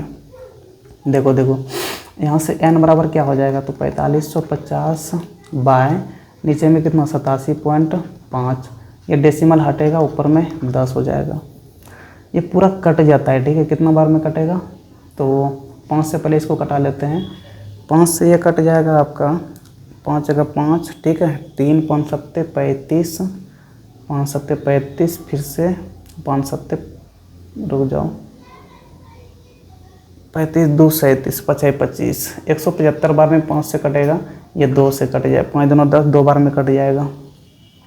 25 से देखो ये पूरा चला जाएगा 7 बार में, ये भी 25 से पूरा कटेगा, कितना बार में, तो 25 से कम 25, ठीक है। और 25 × 8 = 200, ठीक है। 25 × 8 = 200 हो गया, 25 × 2 = 50, 182 बार में 25 से कट जाएगा। 7 से देखो ये पूरा कटेगा, कितना बार में, तो 7 × 2 = 14, 7 × 4 = 42, 26 बार में, यानी कि n बराबर आपका 26 और यहाँ पर देखो गुना में 2 है, 26 गुना 2 कितना हो जाएगा, 52 हो जाएगा। देखो नंबर ऑफ शेयर निकाल लिए कंपनी सी के लिए। हमें निकालना क्या है, तो इनकम से मतलब है, तो इनकम बराबर क्या कर देंगे, तो NRF/100। कंपनी सी का नंबर ऑफ शेयर 52 है, रेट कितना है, तो रेट सबके लिए सेम ही है, 5 इनके लिए भी रहेगा। फेस वैल्यू भी तीनों कंपनी का सेम ही है, यानी कि यहाँ पर 100 ही रहेगा, 2200 कर देंगे। 20 खत्म हो गया। 52 गुना 5 कितना हो जाएगा, 5 गुना 10, 25 25 1 26। कंपनी सी के लिए 260 रुपया एनुअल इनकम है। और एक चीज़ ध्यान रखना कि इनकम जब भी निकालते हैं यहाँ पर फेस वैल्यू को लेते हैं, कभी भी मार्केट वैल्यू को नहीं लेना, ठीक है ना। और इन्वेस्टमेंट में देखेंगे यहाँ पर तो मार्केट वैल्यू आता है यहाँ पर, ठीक है ना। इन्वेस्टमेंट का फॉर्मूला में मार्केट वैल्यू आता है और एनुअल इनकम का फॉर्मूला में फेस वैल्यू आता है, ये ध्यान में रखना है। चलो कंपनी सी का कितना आ गया, 260 रुपया आ गया। सी के लिए एनुअल इनकम कितना आ गया, तो 260 रुपया हो गया। आपसे पूछा ना कि कौन सा कंपनी को सबसे कम एनुअल इनकम हो रहा है, तो कौन सा कंपनी को हो रहा है, दिख रहा होगा। देखो 250 रुपया हो रहा है इनको, तो इन्हीं का कम है, यानी कि कंपनी बी को सबसे कम एनुअल इनकम हो रहा है, तो इनके लिए ऑप्शन बी हो जाएगा। तो ये क्वेश्चन काफ़ी लंबा भी था, कैलकुलेशन भी था, लेकिन हाँ आप इस क्वेश्चन को करके अपना डाउट वगैरह जो भी होगा ना, थोड़ा बहुत जो कंसेप्ट क्लियर नहीं रहता है, तो अगर आप इनको करते हो तो आपका कंसेप्ट वगैरह क्लियर होता चला जाएगा, ठीक है। चलो अगले क्वेश्चन को देखते हैं। क्वेश्चन नंबर 13 क्या दे रखा है, तो discriminant D of the quadratic equation इतना ही। देखो डी के बारे में पूछ रहा है, क्या दे रखा है, तो एक्स पर स्क्वायर माइनस 4x प्लस 3√2 बराबर 0। डी निकालना है। चलो ठीक है, डी निकाल लेते हैं। डी होता है क्या, तो बी पर स्क्वायर माइनस 4ac होता है। बी क्या हो जाएगा, तो ये वाला एक्स का जो कोफिशिएंट होता है -4, यहाँ पर बी है, यानी कि -4 का होल स्क्वायर कर देंगे, -4 इंटू ए क्या हो जाएगा, तो एक्स स्क्वायर का जो कोफिशिएंट होता है, यानी इनके आगे में जो नंबर है कुछ नहीं है तो 1 है यहाँ पर, तो 1 हो जाएगा गुना सी क्या होता है, ये वाला 3√2, ये आपका सी हो जाता है, तो यहाँ पर 3√2 हो गया, ठीक है। -4 का स्क्वायर तो ये 16 हो जाएगा, माइनस देखो यहाँ पे 4 दिया 12√2 हो जाएगा, ठीक है। घटा के देखेंगे तो कितना हो जाएगा, घटेगा नहीं। अच्छा √2 कितना होता है, तो √2 आपका 1.41 लेके चलो, ठीक है ना। और यहाँ पे कितना है 12 गुना 1.41 करो, 12 गुना 1.41 गुना करके देख लेना, ये 16 से ज़्यादा ही आएगा, जितना भी आए 16 से ज़्यादा आएगा, 16 पॉइंट कुछ आता है, मल्टीप्लाई कर ही लेते हैं। 141 गुना 12 तो 12 हो जाएगा, यहाँ पर 2 1 बच गया, बच्चे 48 49, ठीक है ना, 4 12 4 16, तो 16.92 हो जाता है। देखो ये 16 है माइनस 16.92 कितना हो जाएगा ये, तो -0.92 हो गया, यानी कि डी जो आया ना आपका, डी लेस देन 0 हो गया ना, निगेटिव में चला गया, यानी कि 0 से तो कम होना है डी, ठीक है ना। तो देख लो ना ऑप्शन कौन सा दे रखा है, यहाँ पर ग्रेटर देन 0, तो डी 0 से तो बड़ा नहीं होगा, ये गलत है। बी भी देखो गलत हो जाएगा, क्योंकि ग्रेटर देन 0 और इक्वल टू 0 दे रखा है, तो बी भी गलत है। सी में देखो लेस देन 0 दे रखा है, तो इनके लिए ऑप्शन सी हो जाएगा, ठीक है। 14 नंबर क्वेश्चन क्या दे रखा है, which of the following equation represent a line passing through origin. देखो ओरिजिन का मतलब क्या होता है, जैसे देखो ये आपका एक्स एक्सिस है, ये आपका वाई एक्सिस है, ये वाला आपका ओरिजिन पॉइंट है, ठीक है ना। ओरिजिन का कोऑर्डिनेट कितना होता है, तो 0,0 होता है। अब यहाँ पर देखो 4 ऑप्शन आपको दिख रहा है, चारों ऑप्शन में x और y को 0 रख के देख लो कौन सा इक्वेशन सेटिस्फाइड होता है, यानी कि किस इक्वेशन में RHS के बराबर हो जाता है। जिस वाले में RHS के बराबर आ गया तो वही ऑप्शन हो जाएगा। देखो ऑप्शन ए को चेक करते हैं, क्या दे रखा है, तो 3x - 2y + 5 बराबर 0, ठीक है ना। 3 इंटू एक्स कितना रखना है, तो x कोऑर्डिनेट 0 को रखना है, यहाँ पे 0 रखो, -2 इंटू वाई भी तो 0 ही हो जाएगा ना, क्योंकि ओरिजिन का x और y दोनों कोऑर्डिनेट 0 ही होता है। यहाँ पे 0 को रख देंगे, +5, देखो ये 0 ये भी 0 हो जाएगा, यहाँ पर क्या बच गया, तो +5 बच गया, जो कि RHS के बराबर नहीं है, यानी कि ऑप्शन ए तो नहीं होगा, ठीक है ना। उसी प्रकार से बी को सोल्व करो। बी में क्या दे रखा है, 2x - 3y बराबर 0 है, 2 इंटू एक्स की जगह में 0 को रखो, -3 इंटू वाई की जगह में 0 को रखो, तो 2 गुना 0 0 हो जाएगा, -3 गुना 0 0, 0 - 0 तो 0 ही होता है ना। ये किसके बराबर आ गया, तो ये देखो RHS के बराबर आ गया, RHS में 0 ही आपका दे रखा है, तो सेटिस्फाई कर गया ना ऑप्शन बी में, यानी कि इनके लिए ऑप्शन बी हो जाएगा। सी भी नहीं होगा, क्यों नहीं होगा, देखो सिर्फ एक्स ही दे रखा है, तो एक्स का वैल्यू जो है वो उनको रख दो, एक्स बराबर 0 लेके चलना है, इधर क्या हो गया, LHS साइड में 0 हो गया आपका, लेकिन RHS साइड में क्या है तो 5 है ना, तो ये तो बराबर नहीं होता है, तो ऑप्शन सी भी आपका नहीं होगा। डी देखेंगे तो y बराबर कितना है, -6 है, y कोऑर्डिनेट भी तो 0 होना है ना, तो यानी कि देखो यहाँ पर 0 को रखो, क्या 0 और -6 आपस में बराबर होता है, अरे y बराबर नहीं है, यानी कि ऑप्शन डी भी नहीं होगा। समझे कि नहीं।